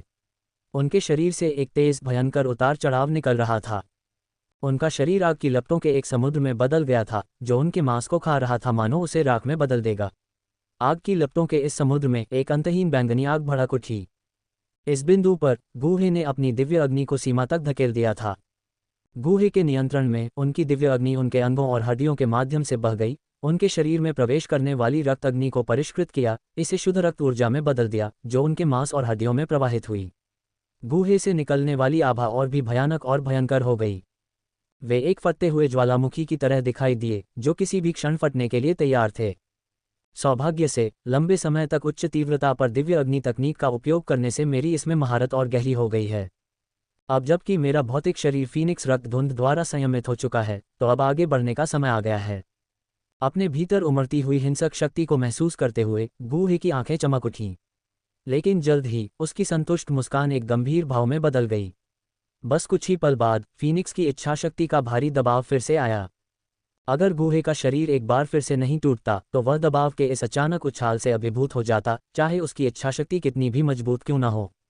इसलिए गूहे के पास अपनी ताकत में हुए बदलावों को पूरी तरह से समझने का समय नहीं था। उसने तुरंत अपने शरीर के भीतर फीनिक्स रक्तसार को परिष्कृत करना जारी रखा, समय के खिलाफ दौड़ लगाए। अपने भीतर उमड़ते फीनिक्स रक्तसार को महसूस करते हुए गूहे के मुंह पर एक संतुष्ट मुस्कान आ गई। उसने परिष्कृत रक्तसार को तोड़ने और उसे अपने मांस और हड्डियों में एकीकृत करने के लिए अपनी दिव्य अग्नि को कुशलता से नियंत्रित किया। एक बार फिर से असहनीय दर्द ने उसकी नसों को जकड़ लिया। खामोश गुफा में कुछ मूनलाइट स्टोन्स ने एक लाल रंग की चमक उत्सर्जित की, जिसने एक बार फिर गूहे को ढक लिया। इस समय गूहे ने एक बार फिर खुद को अथक साधना में डुबो लिया था, खासकर अब जब उसने अपनी सारी चिंताओं का समाधान कर लिया था। उसने और भी बेपरवाही से साधना की। शांत गुफा में समय तेजी से बीत रहा था और गूहे से निकलने वाली ऊर्जा का उतार चढ़ाव धीरे धीरे बढ़ रहा था। उसकी साधना और शारीरिक शक्ति दोनों ही बेहद भयानक गति से बढ़ रही थीं। मैं फिर से सफलता प्राप्त कर सकता हूँ। मेरी शारीरिक शक्ति और साधना पहले ही सीमा तक पहुँच चुकी है। अपने भीतर बढ़ती शक्ति को महसूस करते हुए गूहे को पता था कि एक और सफलता प्राप्त करने का समय आ गया है। उसके हाथ की मुहरें बदल गईं और उसके शरीर से एक जबरदस्त फाड़ने वाली शक्ति फैल गई, जिससे आसपास का फीनिक्स ब्लड मिस्ट उसके अंदर घुस गया। धमाका धमाका, गूहे के भीतर हिंसक शक्ति फूट पड़ी, उसकी मेरिडियन और मांस को चीरती हुई। और भले ही उसने इसके लिए तैयारी की थी, लेकिन वह असहनीय दर्द सहन करने के लिए बहुत ज्यादा था। उसकी धीमी दहाड़ें अमानवीय लग रही थीं, लगभग किसी जानवर की तरह। उसके पूरे शरीर में एक अवर्णनीय पीड़ा छा गई। ऐसा महसूस हो रहा था जैसे उसकी मांसपेशियां, हड्डियां, खून और यहाँ तक कि उसकी कोशिकाएं भी जल रही हों। फीनिक्स ब्लड मिस्ट से ऊर्जा पूरी तरह से विलीन हो गई थी, जिससे गूहे का भौतिक शरीर धीरे धीरे मजबूत होता जा रहा था। हालांकि यह प्रक्रिया तेज नहीं थी, फिर भी गूहे अपने अंदर बदलाव महसूस कर सकता था। इसने निस्संदेह गूहे को बहुत प्रेरित किया, जिसने अपने दांत पीस लिए और अपने भौतिक शरीर को जोश से संयमित किया। आधे घंटे बाद गूहे के शरीर के भीतर से एक जोरदार दहाड़ गूंजी। उसका मांस लाल रंग की चमक में फट गया और उसके भीतर से एक भयानक आभा उमड़ पड़ी। उसके शरीर पर खून के धब्बे एक एक करके गिर गए, जिससे उसकी गोरी त्वचा दिखाई देने लगी मानो वह ज़ैद हो। गूहे की आंखें अचानक खुल गईं, उसके अंदर तीव्र दर्द के बावजूद। उसके होठों पर एक हल्की मुस्कान दिखाई दी। गूहे ने खुद से कहा, मेरा भौतिक शरीर आखिरकार फिर से टूट गया है। इस तरह की शक्ति वास्तव में मादक है। अब मेरी साधना पर काम करने का समय आ गया है। इस विचार के साथ गूहे ने एक बार फिर अपनी आंखें बंद कर लीं और अपने होठों को कसकर बंद कर लिया। इस समय उसका सुंदर चेहरा विशेष रूप से तीखा और ठंडा लग रहा था, मानो वह एक नुकीला ब्लेड हो। दिव्य अग्नि तकनीक को सक्रिय करते ही उसके हाथ एक बार फिर से एक साथ आ गए। मेरे लिए तोड़ो। गूहे के मुंह से एक धीमी गड़गड़ाहट निकली और आसपास का रक्त धुंध एक बार फिर इकट्ठा होकर उसके शरीर में भर गया। गड़गड़ाहट। जैसे ही ये दिव्य फीनिक्स रक्त धुंध गूहे के शरीर में प्रवेश किया, वे तुरंत आग की लपटों में बदल गए। एक पल में ऐसा लगा जैसे गूहे के शरीर के भीतर एक भयंकर आग का तूफान फूट पड़ा, जो उसके भौतिक रूप को हिंसक रूप से जला रहा था। हालांकि ये दर्द अब गूहे के लिए असहनीय नहीं था। कांव। गूहे के भीतर से एक फीनिक्स की चीख गूंजी और उसी समय उसके अंगों और हड्डियों से अंतहीन बैंगनी लपटें निकलीं, जो उसके अंदर की रक्त धुंध की आग को चीरती हुई निकल गईं। अंत में वे ऊर्जा के धागों में बदल गईं और उसके शरीर में प्रवाहित हो गईं। गूहे के नियंत्रण में यह ऊर्जा क्रूर व्यवहार के साथ उसके डू क्रिस्टल में समाहित हो गई। अगर गूहे का भौतिक शरीर इतना मजबूत नहीं होता, तो वह ऐसा करने की हिम्मत नहीं कर पाता। ये प्रक्रिया केवल 10 मिनट तक चली और अचानक गूहे के भीतर ऊर्जा की एक नई लहर फूट पड़ी। उसके शरीर में गहरी और शक्तिशाली डूकी हुई गूंज उठी और उसकी आभा बढ़ गई। गूहे ने अचानक अपनी आंखें खोलीं और उसकी निगाहें उत्साह से भर गईं। 6 सितारा डू जोंग। इतनी सारी दिव्य फीनिक्स रक्त धुंध को अवशोषित करने के बाद गूहे ने एक बार फिर सफलता हासिल की। 6 सितारा डू जोंग के स्तर तक पहुंच गया। इसके अलावा इस बार फीनिक्स रक्तसार को परिष्कृत करने से सबसे महत्वपूर्ण लाभ केवल उसकी साधना में सुधार नहीं था, उसके भौतिक शरीर को होने वाले लाभ और भी अधिक थे। अपने अविश्वसनीय रूप से मजबूत शारीरिक रूप को महसूस करते हुए गूहे का आत्मविश्वास बढ़ गया। अपनी शारीरिक शक्ति के साथ वह शायद एक औसत डूजून स्तर के विशेषज्ञ से मुकाबला कर सकता था। बेशक ये केवल उसकी शारीरिक शक्ति से संबंधित था। इसका मतलब यह नहीं था कि गुहे अपनी वर्तमान समग्र शक्ति के साथ एक डूजून को चुनौती दे सकता था। अपनी स्थिति का आकलन करने के बाद गुहे की नज़र गुफा में बचे हुए दिव्य फीनिक्स रक्तधुंध की ओर मुड़ गई। एक विचार के साथ अंतहीन बैंगनी लपटें बाहर निकलीं और शेष रक्तधुंध को बहा ले गईं। जैसे ही यह रक्तधुंध ऊर्जा उसके शरीर में प्रवेश करती है, गुहे की साधना में काफ़ी सुधार होता है। अंततः वह एक मध्यम 6 सितारा डूजोंग के स्तर तक पहुंच जाता है। जिस क्षण सारा रक्तधुंध गुहे के शरीर में प्रवेश करता है, एक चीख गूंजती है। कांव। गुहे के शरीर के भीतर से अचानक एक फीनिक्स की चीख गूंजती है और उसके सिर के ऊपर एक दिव्य फीनिक्स भ्रम प्रकट होता है। गुहे के भौतिक शरीर पर एक विशाल दबाव पड़ता है। हम्फ। रक्तधुंध शक्ति के समर्थन के बिना इच्छा शक्ति का एकमात्र झोंका मुझे दबाना चाहता है। ऊपर से भयानक दबाव महसूस करते हुए गुहे की अभिव्यक्ति थोड़ी ठंडी हो गई। उसने एक पल के लिए सोचा और फिर अनगिनत बैंगनी लपटें उसके अंदर से निकलीं, जिसने दिव्य फीनिक्स भ्रम को पूरी तरह से घेर लिया। कांव। रक्त की धुंध के आवरण के बिना इस दिव्य फीनिक्स की इच्छाशक्ति गुहे की अपनी दिव्य अग्नि को भस्म करने से नहीं रोक सकी। बस एक पल में ये धधकती बैंगनी लपटों में गायब हो गई। फिर गुहे के विचारों ने उसके शरीर से असीम रक्त ऊर्जा को बाहर निकाल दिया और उसकी अपनी दिव्य अग्नि की ओर दौड़ पड़ी। बैंगनी लपटों के संपर्क में आने पर समृद्ध रक्त ऊर्जा उग्र रक्त ऊर्जा में बदल गई। दोनों लपटें भयंकर रूप से टकराईं और धीरे धीरे एक दूसरे को छूते हुए विलीन हो गईं। गुहे ने दिव्य अग्नि तकनीक का उपयोग करके अपनी दिव्य अग्नि को नियंत्रित किया, निर्दयतापूर्वक उग्र रक्त ऊर्जा को भस्म कर दिया। आधे घंटे बाद गुफा के भीतर एक पूरी तरह से नई ज्वाला दिखाई दी। समृद्ध बैंगनी लपटों के भीतर लाल रंग के निशान आपस में जुड़े हुए थे। ये फीनिक्स रक्तधुंध की अमर आग को भस्म करने वाली बैंगनी लपटों द्वारा संघनित एकदम नई दिव्य अग्नि थी। गुहे के विचारों ने आपस में गुंथी हुई बैंगनी और लाल रंग की लपटों को निर्देशित किया और वे सीधे शून्य से उसके शरीर में प्रवेश कर गईं। इसके बाद गुहे के दिमाग में अकथनीय जानकारी प्रकट हुई। गुहे ने धीरे धीरे अपनी आंखें बंद की और इस जानकारी को स्वीकार करते हुए ध्यान केंद्रित किया। थोड़ी देर बाद गुहे ने अपने दिमाग में मौजूद जानकारी को पूरी तरह से आत्मसात कर लिया था।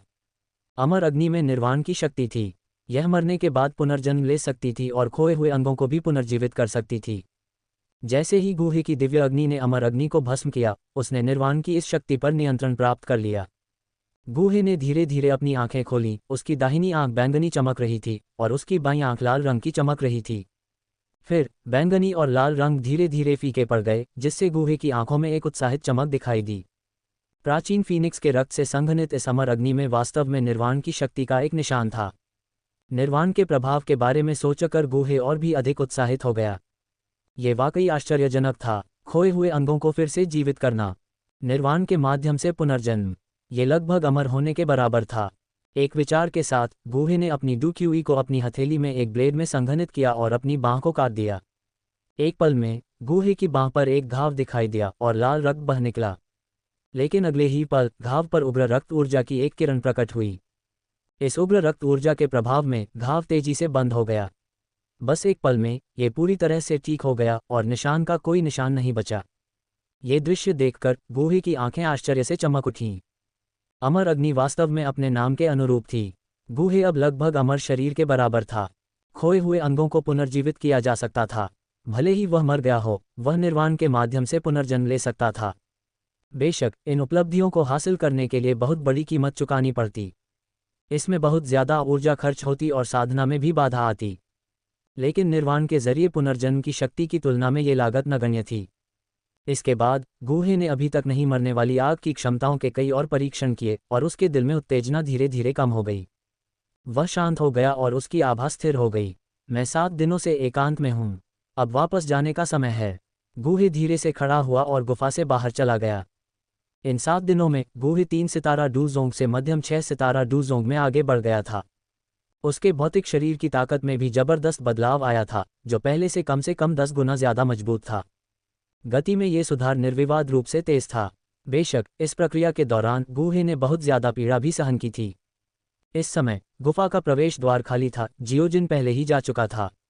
जब रक्त की धुंध गुफा के प्रवेश द्वार की ओर बढ़ी और जियोजिन को बड़ा खतरा महसूस हुआ तो वह प्रवेश द्वार से चला गया। अभी वह ज्यादा दूर नहीं था और उसकी सुनहरी आंखें गुफा की दिशा पर टिकी हुई थीं। जब उसने देखा कि रक्त की धुंध धीरे धीरे अंदर फैल रही है तो वह सुनहरी रोशनी में बदल गई और गुफा की ओर उड़ गई। जैसे ही गूहे गुफा से बाहर निकल रहा था, उसने देखा कि जियोजिन उसके सामने उतर रहा है। मास्टर, क्या आप ठीक हैं? गूहे को देखकर जियोजिन की युवा आवाज में चिंता का भाव था। गूहे ने अपना सिर हिलाया और कहा, मैं ठीक हूं। चलो चलते हैं, हम संप्रदाय में लौट रहे हैं। फिर गूहे जियोजिन की पीठ पर सवार हो गया और वे जल्दी से क्लाउड मिस्ट संप्रदाय के आधार पर लौट आए। गूहे के विचारों ने near and far the ends of the earth तकनीक को सक्रिय कर दिया और अगले ही पल वह सीधे आंगन में दिखाई दिया। आंगन में दो युवतियां और एक छोटी लड़की मंडप में बैठकर बातें कर रही थीं।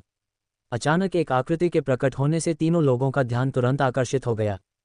जब उन्होंने उस व्यक्ति का चेहरा देखा तो वे खुशी से झूम उठे।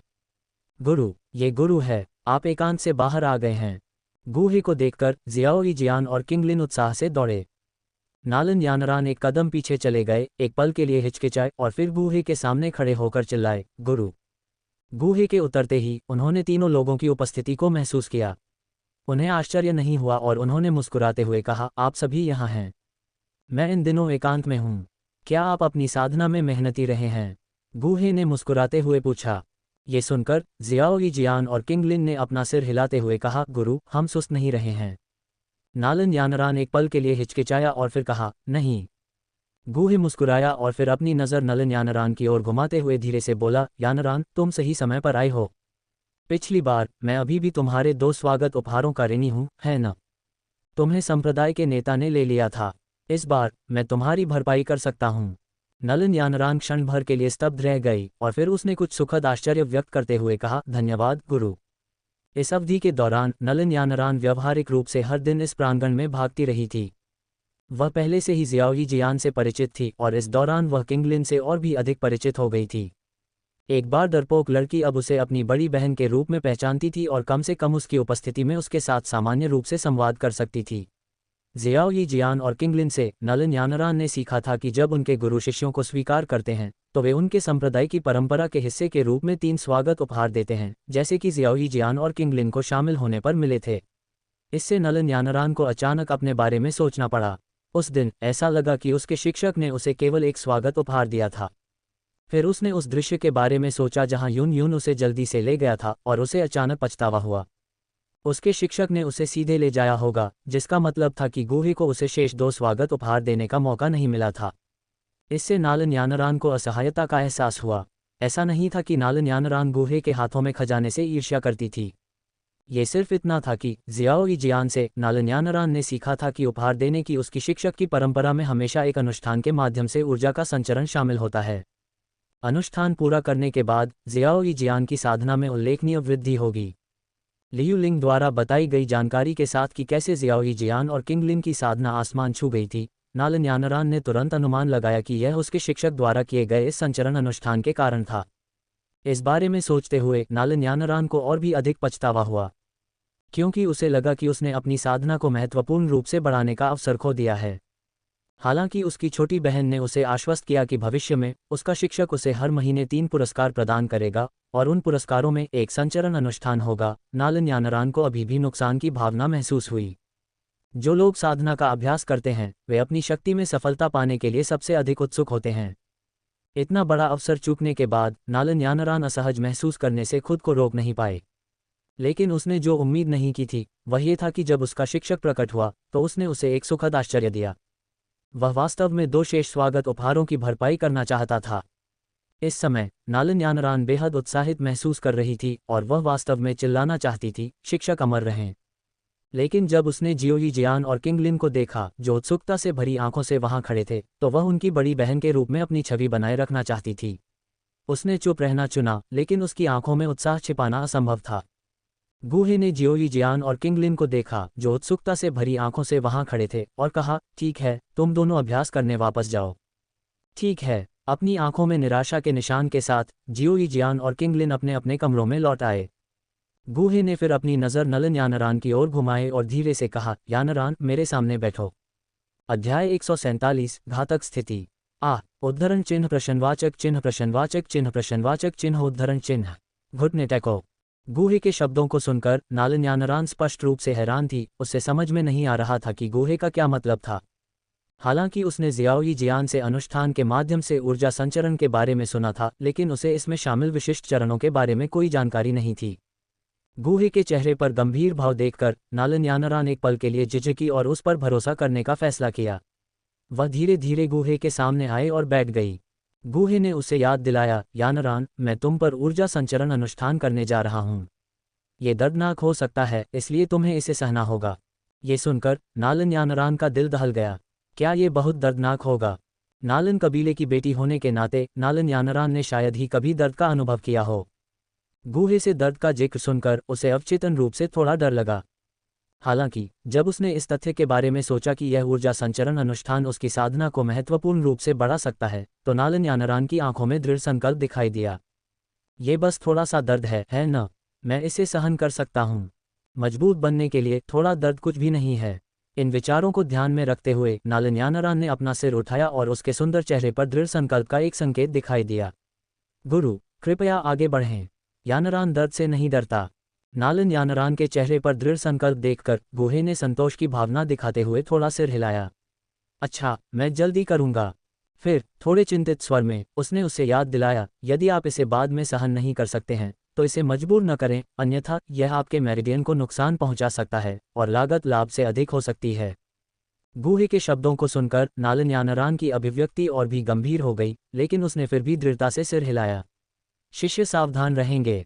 अच्छा, गुहे ने संतुष्टि में सिर हिलाया और फिर नालन यानरान के पीछे चला गया। यानरान, मैं शुरू करने जा रहा हूँ। अपने मन और आत्मा को एकाग्र करो और उस ऊर्जा को परिष्कृत करने पर ध्यान केंद्रित करो जो मैं तुम्हारे शरीर में संचारित कर रहा हूँ। ये सुनकर नालन यानरान ने लापरवाही बरतने की हिम्मत नहीं की। उसने जल्दी से अपनी आंखें बंद कर लीं और अपने मन को एकाग्र कर लिया। गुहे ने और कुछ नहीं कहा। उसने अपनी दाहिनी हथेली को आगे बढ़ाया और उसे धीरे से नालन यानरान की पीठ पर दबाया। एकाग्र मन के साथ उसने तुरंत संचरण तकनीक को सक्रिय किया और नालन यानरान में ऊर्जा संचारित करना शुरू कर दिया। जैसे ही गुहे ने चाहा, एक अत्यंत गहन ऊर्जा उसके शरीर से उसकी भुजा में प्रवाहित हुई, फिर नालन यानरान के शरीर में जाने से पहले उसके हाथ की हथेली में एकत्रित हुई। नालन यानरान अपनी तैयारियों पर केंद्रित थी और इस ऊर्जा संचरण अनुष्ठान के विवरण के बारे में उत्सुक थी। तभी उसने अचानक महसूस किया कि उसकी पीठ पर हथेली बहुत गर्म हो गई है और एक विशाल ऊर्जा जबरदस्ती उसके शरीर में प्रवेश कर गई। अचानक तेज दर्द के साथ नालन यानरान का रंग नाटकीय रूप से बदल गया। दर्द, बहुत दर्दनाक। नालन यानरान ने पहले कभी ऐसा दर्द महसूस नहीं किया था और एक पल के लिए वह अपना संयम खोने से खुद को नहीं रोक पाए। यानरान, तुम क्यों देर कर रही हो? जल्दी से अपने मन और आत्मा को एकाग्र करो और अपने शरीर के भीतर ऊर्जा को परिष्कृत करो। इस समय गुहे की आवाज़, जो गंभीरता के संकेत के साथ थी, गूंज उठी, जिससे नालन यानरान को होश आ गया। अपने अंदर की गहन ऊर्जा को महसूस करते हुए नालन यानरान लापरवाह नहीं हो सकती थी। उसने तुरंत अपनी साधना तकनीक को सक्रिय किया और अपने भीतर की ऊर्जा को परिष्कृत करना शुरू कर दिया। जैसे ही उसने ऊर्जा को परिष्कृत किया, नालन यानरान को वास्तव में समझ में आ गया कि उसके शरीर में जो ऊर्जा आई थी वह कितनी गहन थी। बस एक पल में उसकी लड़ने वाली ऊर्जा का चक्रवात पहले से ही इस प्रचुर ऊर्जा से भर गया था। एक दबी हुई आवाज़ के साथ नालन यानरान की आभा थोड़ी बदल गई और काफ़ी बढ़ गई। वह 8 सितारा डूजे के स्तर पर पहुंच गई थी। नालन यानरान को सुखद आश्चर्य हुआ कि इतने कम समय में उसने सीधे 7 सितारा डूजे की अड़चन को तोड़ दिया और 8 सितारा डूजे के स्तर पर पहुंच गई। इस उपलब्धि की मिठास का स्वाद चखते हुए नालन यानरान को बहुत प्रोत्साहन मिला। अपने शरीर में तीव्र दर्द को अनदेखा करते हुए उसने ऊर्जा को परिष्कृत करने पर ध्यान केंद्रित किया। जैसे जैसे समय बीतता गया, कुछ सांसों के भीतर नालन यानरान के शरीर के अंदर की ऊर्जा विस्फोटक रूप से बढ़ गई। धमाका, एक दबी हुई आवाज़ के साथ नालन यानरान की आभा एक बार फिर बदल गई। वह 9 सितारा डूजे तक पहुंच गई थी।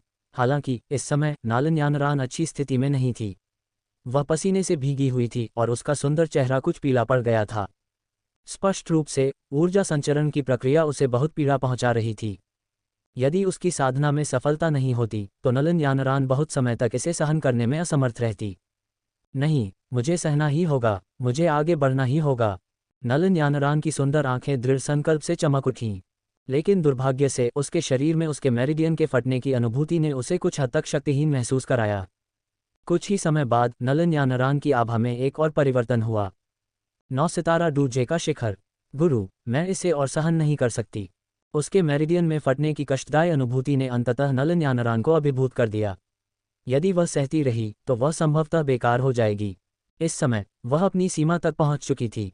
गूहे ने उसकी विनती सुनकर बिना किसी हिचकिचाहट के तुरंत अपनी हथेली वापस ले ली, जिससे ऊर्जा संचरण समाप्त हो गया। उफ! जिस क्षण गूहे ने अपना हाथ वापस खींचा, नलन यानरान अंततः और अधिक नहीं टिक सकी। वह भारी सांस लेते हुए जमीन पर गिर पड़ी। ऊर्जा संचरण प्रक्रिया की छोटी अवधि के बावजूद नलन यानरान को लगा कि उसने अनंत काल तक सहन किया है। लेकिन साधना के अपने वर्तमान स्तर को महसूस करने के बाद नलन यानरान की सुंदर आंखों में परमानंद की झलक दिखाई दी। 9 सितारा डूजे का शिखर। कुछ ही समय में वह 7 सितारा डूजे से 9 सितारा डूजून के शिखर तक पहुंच गई थी। उसने खुद की महीनों की कड़ी मेहनत बचा ली थी। ये वास्तव में अविश्वसनीय था। गूहे द्वारा ऊर्जा संचरण के लिए इस्तेमाल की जाने वाली विधि के बारे में सोचकर नलन यानरान और भी हैरान हो गई। गूहे वास्तव में अविश्वसनीय था। कोई आश्चर्य नहीं कि जियो यी जियान और लियू लिंग इतने कम समय में इतनी तेजी से विकसित हुए थे। नलन यानरान को लगा कि गूहे के ऊर्जा संचरण और मार्गदर्शन के तहत एक सुअर भी शक्तिशाली बन सकता है। डिंग! मेजबान ने चौथे शिष्य नलन यानरान को 1 घंटे की साधना दी है। मेजबान को 10 गुना रिटर्न ट्रिगर करने और 1 साल की साधना प्राप्त करने के लिए बधाई। 6 सितारा डू पूर्वज के बराबर TLN। और ठीक है, मुझे यकीन नहीं है कि इस बारे में क्या कहना है, लेकिन यह वही था जो सामने आया। कृपया समझें। डिंग! 1 साल की साधना सिस्टम स्पेस में भेजी गई है। कृपया इसे जांचें और इकट्ठा करें, मेजबान। इस समय गूहे के दिमाग को भी सिस्टम से संकेत मिले। गूहे ने कुछ हद तक असहाय होकर अपना सिर हिलाया। नलन यानरान वास्तव में बहुत कमज़ोर था, या शायद गूहे की वर्तमान ताकत बहुत ज़्यादा भयानक थी। उनकी ताकत रात और दिन की तरह थी। गूहे की 1 घंटे की साधना नलन यानरान के लिए पहले से ही बहुत ज़्यादा थी। गूहे ने कुछ हद तक असहाय होकर अपना सिर हिलाया। ऐसा लग रहा था कि आने वाले दिनों में उसे नलन यानरान को पूरी तरह से प्रशिक्षित करने की आवश्यकता होगी, अन्यथा वह भविष्य में बेकार हो सकती है। वह केवल 1 वर्ष की साधना के साथ क्या कर सकती थी? इसके अलावा जैसे जैसे गूहे की शक्ति बढ़ती गई, नलन यानरान अगले ऊर्जा संचरण में 1 घंटे की साधना भी सहन करने में असमर्थ हो जाएगी। केवल नलन यानरान ही नहीं, यहाँ तक कि जियाओ यी जियान और लियू लिंग भी भविष्य में कम समय तक सहन करने में सक्षम होंगे। गूहे की तुलना में उनकी प्रगति अविश्वसनीय रूप से धीमी थी। ये लगभग एक मृत अंत में फंसने जैसा था। भले ही गूहे ने अपनी शारीरिक शक्ति और साधना को बेहतर बनाने के लिए वह सब कुछ किया था जो वह कर सकता था, लेकिन ये कोई फायदा नहीं हुआ। गूहे ने भौहें सिकुड़ी। उसे लगा कि उसे इस समस्या का समाधान खोजना होगा, अन्यथा भविष्य में उसकी अपनी शक्ति में सुधार की गति धीमी हो सकती है। अध्याय 148। नलन यानरान का विस्मय। नलन यानरान के शांत होने के बाद उसने पलटकर देखा कि गूहे मंडप में प्रवेश कर चुका था और उसके लिए 1 कप चाय परोस रहा था। नलन यानरान ने अपनी उत्तेजना को दबाते हुए मंडप की ओर चलते हुए अपने चेहरे पर मुस्कान ला दी। उसे अपने शिक्षक गूहे के प्रति अपार कृतज्ञता महसूस हुई। अगर गूहे उसे ऊर्जा प्रदान नहीं करते तो वह इतनी जल्दी 9 सितारा डू प्रैक्टिशनर स्तर तक सफलता हासिल नहीं कर पाती। हालांकि जब वह मंडप में प्रवेश कर रही थी तो उसने देखा कि गूहे, जो एक चाय का प्याला पकड़े हुए था, उसकी भौहें सिकुड़ी हुई थीं और उसका मूड काफी उदास लग रहा था। ये देखकर नलन यानरान अचंभित रह गई और उसकी मुस्कान जल्दी ही फीकी पड़ गई क्योंकि उसे शर्म का एहसास हुआ। वह सोचने से खुद को रोक नहीं पाए, शिक्षक गूहे मुझसे निराश होंगे। अभी अभी ऊर्जा संचरण समारोह के दौरान उसने इसे कुछ समय तक सहने के बाद इसे रोकने का आह्वान किया था। इससे उसे अपने दृढ़ संकल्प पर विचार करते हुए शर्मिंदगी महसूस हुई। जब उसने देखा कि गूहे का मूड इस समय बहुत अच्छा नहीं था, तो नलन यानरान ने अवचेतन रूप से महसूस किया कि उसने अपने शिक्षक को निराश किया है। कुछ हिचकिचाहट के बाद नलन यानरान गूहे के पास गई और अपना सिर नीचे करके धीरे से कहा, शिक्षक, मुझे खेद है। गूहे, जो विचारों में खोई हुई थी, नलन यानरान की आवाज़ सुनकर वास्तविकता में वापस आ गई। गूहे ने नलन यानरान को कुछ हैरान भाव से देखा और पूछा, तुम माफ़ी क्यों मांग रही हो? नलन यानरान ने शर्मिंदगी का भाव बनाए रखा और उसने जवाब दिया, शिष्य ने अभी अभी शिक्षक को निराश किया है। गूहे को तब एहसास हुआ कि नलन यानरान हाल ही में हुई ऊर्जा संचरण प्रक्रिया का जिक्र कर रही थी। उसने अपना सिर हिलाया और कहा, ये तुम्हारी गलती नहीं है। नलन यानरान पहले से ही काफ़ी प्रतिभाशाली थी, यही वजह थी कि उसे युन युन ने एक निजी शिष्य के रूप में लिया था। अपने साथियों की तुलना में वह पहले से ही उत्कृष्ट थी। गूहे को पता था कि अभी समारोह के दौरान वास्तव में क्या हुआ था। उसने नलन यानरान को देखा और कहा, हालांकि आपकी वर्तमान शक्ति वास्तव में कमज़ोर हो गई है। यदि आप अपनी साधना को जल्दी से सुधारना चाहते हैं तो आपको अपनी शारीरिक शक्ति को बढ़ाना होगा। पिछली बार मैंने आपको जो ज़ैड बोन पाउडर दिया था, उसका आपके भौतिक शरीर को तंदुरुस्त करने पर असाधारण प्रभाव पड़ता है। अपने दैनिक अभ्यास के बाद आपको अपने भौतिक शरीर को मजबूत करने के लिए ज़ेड बोन पाउडर का उपयोग करने पर जोर देना चाहिए। यह न केवल आपकी शारीरिक शक्ति को बढ़ाएगा बल्कि आपकी साधना में भी महत्वपूर्ण मदद करेगा। ज़ेड बोन पाउडर के साथ कंजूसी मत करो। जब तुम इसे इस्तेमाल कर लो तो और लेने के लिए मेरे पास आना। गूहे के शब्दों को सुनकर नालन्यानरान क्षण भर के लिए स्तब्ध रह गई। उसने यंत्रवत सिर हिलाया और जवाब दिया, शिष्य समझ गए। उसे अपने भीतर आश्चर्य की भावना महसूस हुई। क्या ज़ेड बोन पाउडर बहुत महंगा नहीं था? यह एक चौथी श्रेणी का आध्यात्मिक तरल था। मित्तल नीलामी घर में एक बोतल 150,000 सोने के सिक्कों में बिक सकती थी। पिछली बार गूहे ने उसे ज़ेड बोन पाउडर की 18 बोतलें दी थीं और उसने अब तक केवल 2 बोतलें इस्तेमाल की थीं। नालन्यानरान ऐसे कीमती आध्यात्मिक तरल का उपयोग करने के लिए सहन नहीं कर सकती थी। इसलिए जब उसने गूहे को यह उल्लेख करते सुना तो वह बहुत हैरान हो गई। हालांकि आश्चर्य के साथ साथ नालन्यानरान ने गूहे के प्रति अपार कृतज्ञता भी महसूस की। गूहे उसे इतना महंगा आध्यात्मिक तरल प्रदान करने के लिए तैयार था। यह उपचार कुछ ऐसा था जिसका आनंद वह संप्रदाय गुरु की प्रत्यक्ष शिष्या के रूप में भी नहीं ले सकती थी। इस समय वह जियो यिक्सियन और लियू लिंग की शक्ति बढ़ाने की कुंजी के बारे में सोचा। शिक्षक गूहे के ऊर्जा संचरण और डूक्यूई की प्रचुर आपूर्ति के साथ कोई भी प्रतिभाहीन व्यक्ति भी प्रतिभाशाली बन सकता है। एक पल में नालन्यानरान आभारी थी कि उसने गूहे को अपने शिक्षक के रूप में स्वीकार किया था। ऐसे महान शिक्षक का होना वास्तव में उसका सौभाग्य था। नालन्यानरान के विचार गूहे के लिए अज्ञात थे, लेकिन शेष पुरस्कार के बारे में सोचते हुए गूहे एक पल के लिए हिचकिचाया, फिर सिस्टम स्पेस से एक बड़ा कमल का फूल निकाला।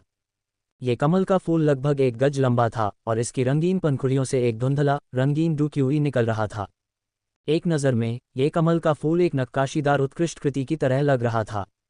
साथ ही जैसे ही रंगीन डूक्यूई पंखुड़ियों पर झिलमिलाती थी, भयानक डूक्यूई उतार चढ़ाव उनके माध्यम से गुजरते थे, अंततः रंगीन कमल के फूल के केंद्र में एकत्रित होते थे।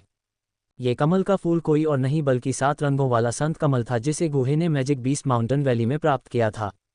7 रंगों वाला संत कमल स्वायत्त रूप से स्वर्ग और पृथ्वी के डूक्यूई को इकट्ठा कर सकता था, जिससे आसपास का डूक्यूई घना हो जाता था। नालन्यानरान की साधना का स्तर अभी भी काफी कम था, इसलिए ये 7 रंगों वाला संत कमल उसकी साधना को गति देने में मदद करेगा। जब गूहे के हाथ में 7 रंगों वाला संत कमल दिखाई दिया तो नालन्यानरान तुरंत मोहित हो गई। कितना सुंदर 7 रंगों वाला कमल का फूल! जैसे ही 7 रंगों वाला संत कमल उभरा, एक मनमोहक खुशबू हवा में भर गई। इस खुशबू को सूंघते हुए नालन्यानरान ने सूंघकर प्रसन्नता व्यक्त की। गूहे ने 7 रंगों वाला संत कमल पकड़ा और नालन्यानरान से कहा, यानरान, ये 7 रंगों वाला कमल तीसरा उपहार है जो मैं तुम्हें दे रहा हूँ। मुझे उपहार में दिया गया। ये सुनते ही नालन्यानरान के सुंदर चेहरे पर आश्चर्य की झलक दिखाई दी। हालांकि वह नहीं जानती थी कि गूहे के हाथ में 7 रंगों वाला संत कमल क्या है, लेकिन इसके स्वरूप और इससे निकलने वाली समृद्ध औषधीय खुशबू से वह निश्चित थी कि यह कोई साधारण वस्तु नहीं है। गुरु, ये 7 रंगों वाला कमल क्या है? क्या ये किसी तरह की आध्यात्मिक औषधि है? बिना किसी हिचकिचाहट के नालन्यानरान ने वह प्रश्न पूछा जो उसे परेशान कर रहा था। जवाब में गूहे ने मुस्कुराते हुए समझाया, इस 7 रंग वाले कमल को 7 रंग वाले संत कमल के रूप में जाना जाता है। ये वास्तव में एक तरह की आध्यात्मिक दवा है, लेकिन इसका सबसे बड़ा मूल्य गोलियां बनाने में नहीं है। 7 रंग वाला संत कमल स्वायत्त रूप से स्वर्ग और पृथ्वी के डूक्यूई को इकट्ठा कर सकता है। जब तक आप इसे अपने आंगन में लगाते हैं, तब तक आपके आंगन में स्वर्ग और पृथ्वी के डूक्यूई को बाहर की तुलना में कम से कम 10 गुना अधिक सघन होने में अधिक समय नहीं लगेगा। गूहे ने धीरे धीरे 7 रंग वाले संत कमल के कार्य को समझाया। बाहर की तुलना में 10 गुना सघन डूक्यूई। गूहे की व्याख्या सुनकर नालन्यानरान की आंखें चौड़ी हो गईं, उसके लाल होंठ थोड़े खुले और उसका चेहरा आश्चर्य से भर गया। नालन्यानरान क्षण भर के लिए स्तब्ध रह गई और वह तुरंत गूहे के शब्दों को समझ गई। उसके सुंदर चेहरे पर आश्चर्य लगभग अत्यधिक स्तर पर पहुंच गया था। जियामा साम्राज्य में युनलैन संप्रदाय का बहुत ऊंचा स्थान था और साम्राज्य में साधना के लिए इसे एक पवित्र स्थान माना जाता था। युनलैन संप्रदाय की नींव युनलैन पर्वत थी, जो एक फेंग शुई खजाना था। युनलैन पर्वत पर डूक्यूई बाहर की तुलना में कम से कम 3 से 4 गुना सघन थी। लेकिन अब गूहे ने दावा किया कि यह 7 रंग का संत कमल उसके आंगन में स्वर्ग और पृथ्वी के डूक्यूई को बाहर की तुलना में 10 गुना सघन बना सकता है। युनलैन संप्रदाय में डूक्यूई पहले से ही बहुत सघन थी। अगर इसे 10 गुना बढ़ा दिया जाए तो कितना भयानक होगा? क्या ऐसा होगा? नालन्यानरान ने इसके बारे में सोचना जारी रखने की हिम्मत नहीं की। उसकी सांसें अचानक भारी हो गईं और उसके सुंदर चेहरे पर कुछ हद तक स्तब्ध भाव था। ये 7 रंगों वाला संत कमल निस्संदेह एक खजाना था जो संप्रदाय की नींव की रक्षा कर सकता था। फिर भी शिक्षक गूहे कह रहे थे कि वे इसे उसे एक उपहार के रूप में दे रहे थे। इस समय नालन यानरान को लगा कि उसके विश्व दृष्टिकोण टूटने वाले हैं। अध्याय 149 9 रंगों वाला पवित्र कमल। गुरुजी, क्या आप अपने शिष्य को ये 7 रंगों वाला पवित्र कमल देने जा रहे हैं? नालन यानरान ने गूहे को अविश्वसनीय सुंदर आंखों से देखा। जब गूहे ने ये सुना तो उसने मुस्कुराते हुए अपने हाथ में 7 रंगों वाला पवित्र कमल नालन यानरान को सौंप दिया और कहा, गुरु मजाक नहीं कर रहे हैं। नालन यानरान के छोटे हाथ थोड़े कांपने लगे जब उसने 7 रंगों वाला पवित्र कमल प्राप्त किया, जो एक मूर्ति की तरह लग रहा था, जिससे उसे बहुत ही अवास्तविक एहसास हुआ। धन्यवाद गुरुजी। एक गहरी सांस लेते हुए नालन यानरान ने शांत दिखने की पूरी कोशिश की और ईमानदारी से कहा। जब उसने ये सुना तो गूहे ने थोड़ा सिर हिलाया। वास्तव में उसने नालन यानरान को 7 रंगों वाला पवित्र कमल देने का असली कारण ये था कि उसके कुछ और इरादे थे। पिछली बार युन युन के खुद के प्रति रवैये से पता चला कि दानव जानवर पहाड़ों की गुफा में जो कुछ हुआ उसके बारे में उसे अभी भी नाराजगी थी। इस बारे में गूहे भी कुछ हद तक असहाय था। चूंकि उसने गलती की थी इसलिए उसे इसकी भरपाई करने का कोई तरीका सोचना चाहिए। और यह 7 रंग का पवित्र कमल गूहे ने इसे युन युन को मुआवजे के रूप में दिया। 7 रंग का पवित्र कमल स्वर्ग और पृथ्वी से आध्यात्मिक ऊर्जा को सहज रूप से संघनित कर सकता है, जो युनलान संप्रदाय के लिए खेती के लिए एक पवित्र भूमि बनाने के बराबर है। जब तक वे 7 रंग के पवित्र कमल की सीमा के भीतर हैं, युनलान संप्रदाय के शिष्यों की खेती की गति में बहुत सुधार होगा। गूहे युन युन के दिल में युनलान संप्रदाय की स्थिति को अच्छी तरह से जानता था। युनलान संप्रदाय में इतना बड़ा योगदान देना उसके अलगाव को खत्म करने के लिए पर्याप्त होना चाहिए। ये सोचते हुए गूहे के मुंह पर मुस्कान आ गई और उसने याद दिलाया, इस 7 रंगों वाले पवित्र कमल के बारे में आपको पहले संप्रदाय के गुरु से चर्चा करनी चाहिए, फिर तय करना चाहिए कि इसे कहाँ लगाना है। नालन यानरान ने यह सुनकर सिर हिलाया और कहा, हाँ गुरु। डिंग ने पाया कि मेजबान ने चौथे शिष्य नालन यानरान को एक क्षतिग्रस्त स्रोत 7 रंगों वाला पवित्र कमल दिया है। मेजबान को 10,000 गुना रिटर्न प्राप्त करने और क्षतिग्रस्त स्रोत 9 रंगों वाला पवित्र कमल प्राप्त करने के लिए बधाई। डिंग 9 रंगों वाला पवित्र कमल सिस्टम स्पेस में पहुंचा दिया गया है, कृपया जांच लें। इस समय गूहे के दिमाग में एक सिस्टम प्रॉम्प्ट सुनाई दिया। ध्वनि सुनकर गूहे बहुत खुश हुआ। जैसा कि अपेक्षित था, यह एक 9 रंगों वाला पवित्र कमल था। 9 रंगों वाले पवित्र कमल के प्रभावों के बारे में सोचते हुए आमतौर पर शांत रहने वाले गूहे भी अपने दिल में बेतहाशा उत्साहित महसूस करने से खुद को रोक नहीं पाए। लेकिन कुछ ही देर बाद गूहे ने थोड़ा भौहें सिकोड़ लीं। क्षतिग्रस्त स्रोत। उसकी नज़र नालन यानरान के हाथ में 7 रंगों वाले पवित्र कमल पर पड़ी और उसकी आंखों में संदेह की एक झलक दिखाई दी। क्या इस 7 रंगों वाले पवित्र कमल का स्रोत क्षतिग्रस्त था? और 10,000 गुना रिटर्न के माध्यम से प्राप्त 9 रंगों वाला पवित्र कमल भी स्रोत क्षतिग्रस्त था। इस परिणाम के लिए गूहे अपने दिल में थोड़ा असंतुष्ट था। लेकिन 9 रंगों वाले पवित्र कमल के स्वर्ग विरोधी प्रभावों के बारे में सोचते हुए पवित्र कमल गूहे ने अंततः अनिच्छा से इसे स्वीकार कर लिया। वह पहले से ही अपने हाथों में 9 रंग के पवित्र कमल को देखने के लिए सिस्टम स्पेस में प्रवेश करने के लिए अधीरता से चाह रहा था। इसलिए उसने अपने सामने नालन यानरान से कहा, यानरान, तुम पहले वापस जाओ और अपनी साधना को अच्छी तरह से मजबूत करो। भविष्य में यदि आपके पास साधना के बारे में कोई प्रश्न है तो आप किसी भी समय मेरे पास आ सकते हैं। अपनी साधना के बारे में आलसी मत बनो। जब तुम डू मास्टर दायरे में प्रवेश करोगे तो गुरु तुम्हें 3 और पुरस्कार देंगे। ये सुनकर नालन यानरान की खूबसूरत आंखें तुरंत लड़ने की भावना से भर गईं और उसने भारी सिर हिलाया, गुरु, ये शिष्य निश्चित रूप से साधना पर कड़ी मेहनत करेगा।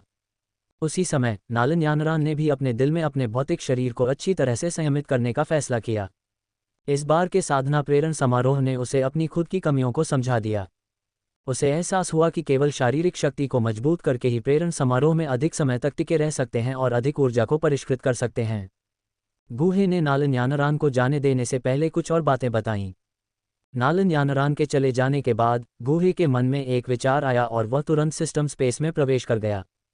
सिस्टम स्पेस में प्रवेश करते ही गूहे 9 रंगों के प्रकाश के भंवर से आकर्षित हो गया। सिस्टम स्पेस के भीतर एक विशाल आकाश वृक्ष जैसा दिखने वाला 9 रंगों का कमल शून्य में तैर रहा था। 9 रंगों वाले कमल के चारों ओर तरल पदार्थ जैसा कुछ तैर रहा था, जो इस 9 रंगों वाले कमल को घेरे हुए था। इस 9 रंगों वाले कमल को देखकर गूहे को अपने दिल में बेवजह बेचैनी महसूस हुई, मानो उसकी आत्मा भी उत्तेजित और अस्थिर हो गई हो। गूहे ने 9 रंगों वाले पवित्र कमल को ध्यान से देखा। वास्तव में दिखने में 9 रंगों वाला पवित्र कमल 7 रंगों वाले पवित्र कमल से बहुत अलग नहीं था। केवल 2 अतिरिक्त रंग के कमल के पत्ते थे, एक सोने के रंग का कमल का पत्ता और एक काले रंग का कमल का पत्ता। डिंग, क्या मैं मेज़बान से पूछ सकता हूँ कि क्या वे 9 रंग के पवित्र कमल के साथ एक मास्टर सेवक अनुबंध पर हस्ताक्षर करना चाहते हैं?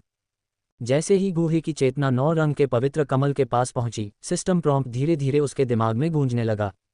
ये चीज़ भी अनुबंध पर हस्ताक्षर कर सकती है। अपने दिमाग में सिस्टम प्रॉम्प्ट सुनकर गूहे की अभिव्यक्ति थोड़ी रुक गई। आमतौर पर केवल राक्षसी जानवर ही मास्टर सेवक अनुबंध पर हस्ताक्षर कर सकते हैं जिनके पास मनुष्यों के बराबर आध्यात्मिक ज्ञान होता है। लेकिन यह एक पवित्र औषधि है, 9 रंग का पवित्र कमल। अचानक गूहे के दिमाग में एक अविश्वसनीय विचार कौंधा। क्या ये 9 रंग का पवित्र कमल पहले से ही आध्यात्मिक ज्ञान प्राप्त कर चुका है? ये सोचकर गूहे अपने दिल में चौंकने से खुद को रोक नहीं सका। फिर उसने अपने दिमाग में 9 रंग के पवित्र कमल के बारे में प्राचीन किंवदंतियों को याद किया। ऐसा कहा जाता है कि डुक्यूई महाद्वीप के प्राचीन युग में एक 9 रंग का कमल था जो स्वर्ग और सृष्टि को चुनौती देता था। उस 9 रंग के कमल को 9 रंग का पवित्र कमल कहा जाता था। 9 रंग के पवित्र कमल ने स्वर्ग की सृष्टि को चुनौती दी और वह स्वाभाविक रूप से अनंत ऊर्जा को संघनित करने की क्षमता के साथ पैदा हुआ था।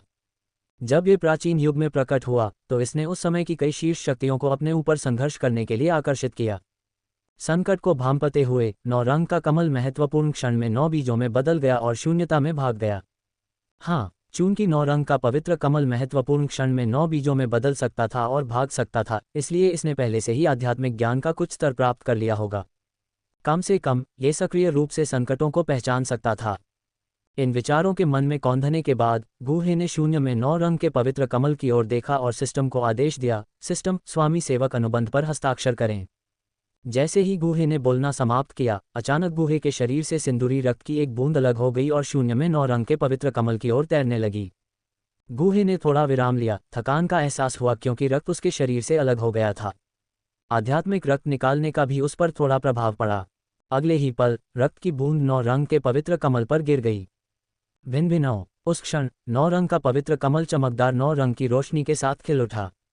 धीरे धीरे गूहे को एक महिला की धीमी कराह सुनाई दी। गिरा हुआ रक्त अचानक लाल रंग की चमक छोड़ता है, फिर एक रक्त के रंग की छाप में संघनित होता है जो धीरे धीरे 9 रंग के पवित्र कमल में रिसता है। एक पल के बाद गूहे की अभिव्यक्ति सूक्ष्म रूप से बदल गई। उसे लगा कि इस पल में उसने 9 रंग के पवित्र कमल के साथ एक अत्यंत सूक्ष्म संबंध स्थापित कर लिया है। वह स्पष्ट रूप से महसूस कर सकता था कि उसके सामने 9 रंगों वाला पवित्र कमल एक जीवित प्राणी था। 9 रंगों वाले कमल को उसकी उपस्थिति का आभास हो गया था और एक प्यारी सी महिला की आवाज़ गूहे के दिमाग में आई, या कमल अपने स्वामी से मिल गई। यह आवाज़ सुनकर गूहे का चेहरा थोड़ी देर के लिए आश्चर्य से चमक उठा। ये 9 रंगों वाला पवित्र कमल वास्तव में महिला थी। नहीं, उसे माँ जैसा कहा जाना चाहिए। और ऐसा लग रहा था कि उसका अपना नाम भी है। अध्याय 150 करियर। 9 रंगीन पवित्र कमल को निकालो। स्वामी सेवक अनुबंध पर हस्ताक्षर करने के बाद गूहे ने अपने हृदय में व्यवस्था को आदेश दिया। जैसे ही गूहे ने बात की, उन्होंने देखा कि 9 रंगीन पवित्र कमल खाली जगह में लटका हुआ है और अपने पूरे शरीर पर 9 रंगीन प्रकाश उत्सर्जित कर रहा है। अगले ही क्षण 9 रंगीन प्रकाश एक इंद्रधनुषी किरण में संघनित हो गया और गूहे की ओर बढ़ा, अंततः 9 रंगीन पवित्र कमल के रूप में गूहे के सामने प्रकट हुआ। स्वामी। जैसे ही 9 रंगीन पवित्र कमल गूहे के पास उतरा, उसमें से 9 रंगीन प्रकाश चमक उठा। फिर 9 रंगीन पवित्र कमल से एक हरा प्रकाश निकला जो जीवन शक्ति की एक समृद्ध आभा उत्सर्जित कर रहा था। अगले ही पल 9 रंगों वाले पवित्र कमल से हरी रोशनी वाला गोला धीरे धीरे नीचे आया और गूहे की ओर धीरे धीरे बहता चला गया। यह क्या है? गूहे ने अपनी आंखें ध्यान से टिकाईं और केवल अपने सामने हरी रोशनी वाला गोला तैरता हुआ देखा। फिर धीरे धीरे रोशनी कम हो गई और एक नाजुक आकृति दिखाई दी।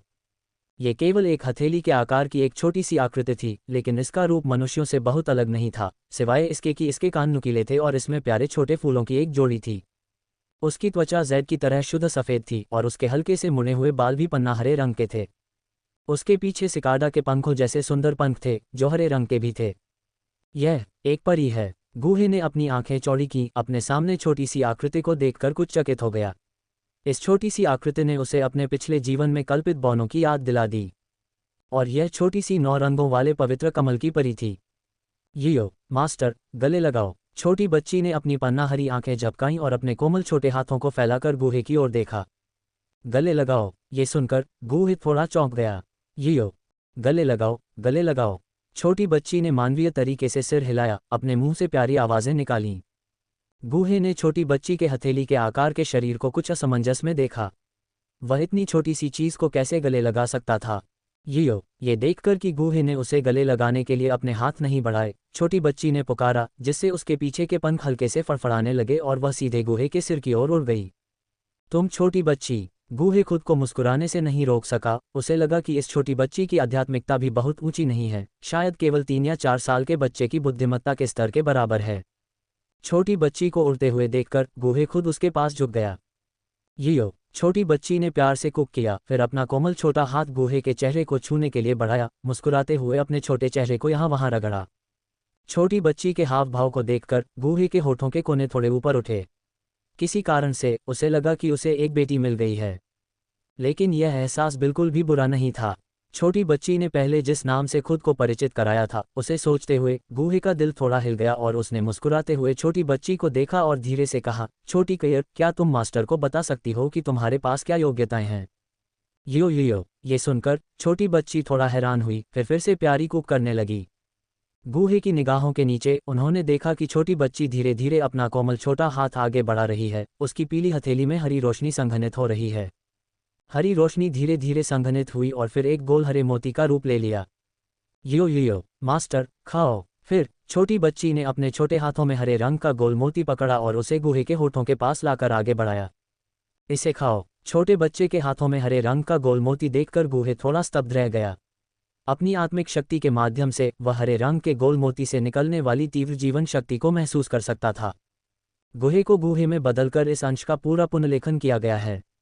इसे खाओ। गूहे छोटे बच्चे के हाथों में हरे रंग का मोती देखकर आश्चर्यचकित था। उसके अंतर्ज्ञान ने कहा कि यह कुछ लाभदायक है। छोटे बच्चे ने मोती को पकड़ते हुए कहा। गूहे मुस्कुराया और अपना मुंह खोला। जैसे ही मोती अंदर गया, यह उसके गले से बहने वाली हरी ऊर्जा की धारा में घुल गया। उसके शरीर ने इसे तेजी से अवशोषित किया, जिससे उसकी हड्डियों और अंगों को पोषण मिला। गूहे अपने भीतर हुए बदलावों से कांप उठा। एक अद्वितीय आराम उसके अंदर बह गया, जैसे कि उसके अंदर तक शुद्ध हो गया हो। उसने अपनी आंखें बंद करके अपने शरीर के बदलावों को महसूस किया। छोटा बच्चा रूपांतरित गूहे के चारों ओर खुशी से फड़फड़ाया। एक पल के बाद गूहे ने आश्चर्यचकित होकर मुंह खोला। आंखें मोती में अविश्वसनीय रूप से समृद्ध जीवन शक्ति थी और यह जीवन को लंबा कर सकता था। एक शीर्ष साधक के रूप में गूहे का जीवनकाल पहले से ही लंबा था, लेकिन इस विलक्षण मोती ने इसे अनुमानित 100 वर्षों तक बढ़ा दिया। इस तरह के अमूल्य खजाने ने उनकी आंखों में बेतहाशा खुशी ला दी। गूहे ने नाचते हुए छोटे बच्चे की ओर देखा। तुम प्रतिदिन कितने मोती संघनित कर सकते हो? उसने धीरे से पूछा। छोटा बच्चा रुक गया, गूहे के सामने उतरा और एक नर्म उंगली से इशारा किया। एक दिन में गूहे ने इस खजाने को रोजाना प्राप्त करने पर मन ही मन खुशी मनाई। उसके मन में एक विचार आया, क्या मोतियों को संघनित करने से तुम्हें नुकसान होता है?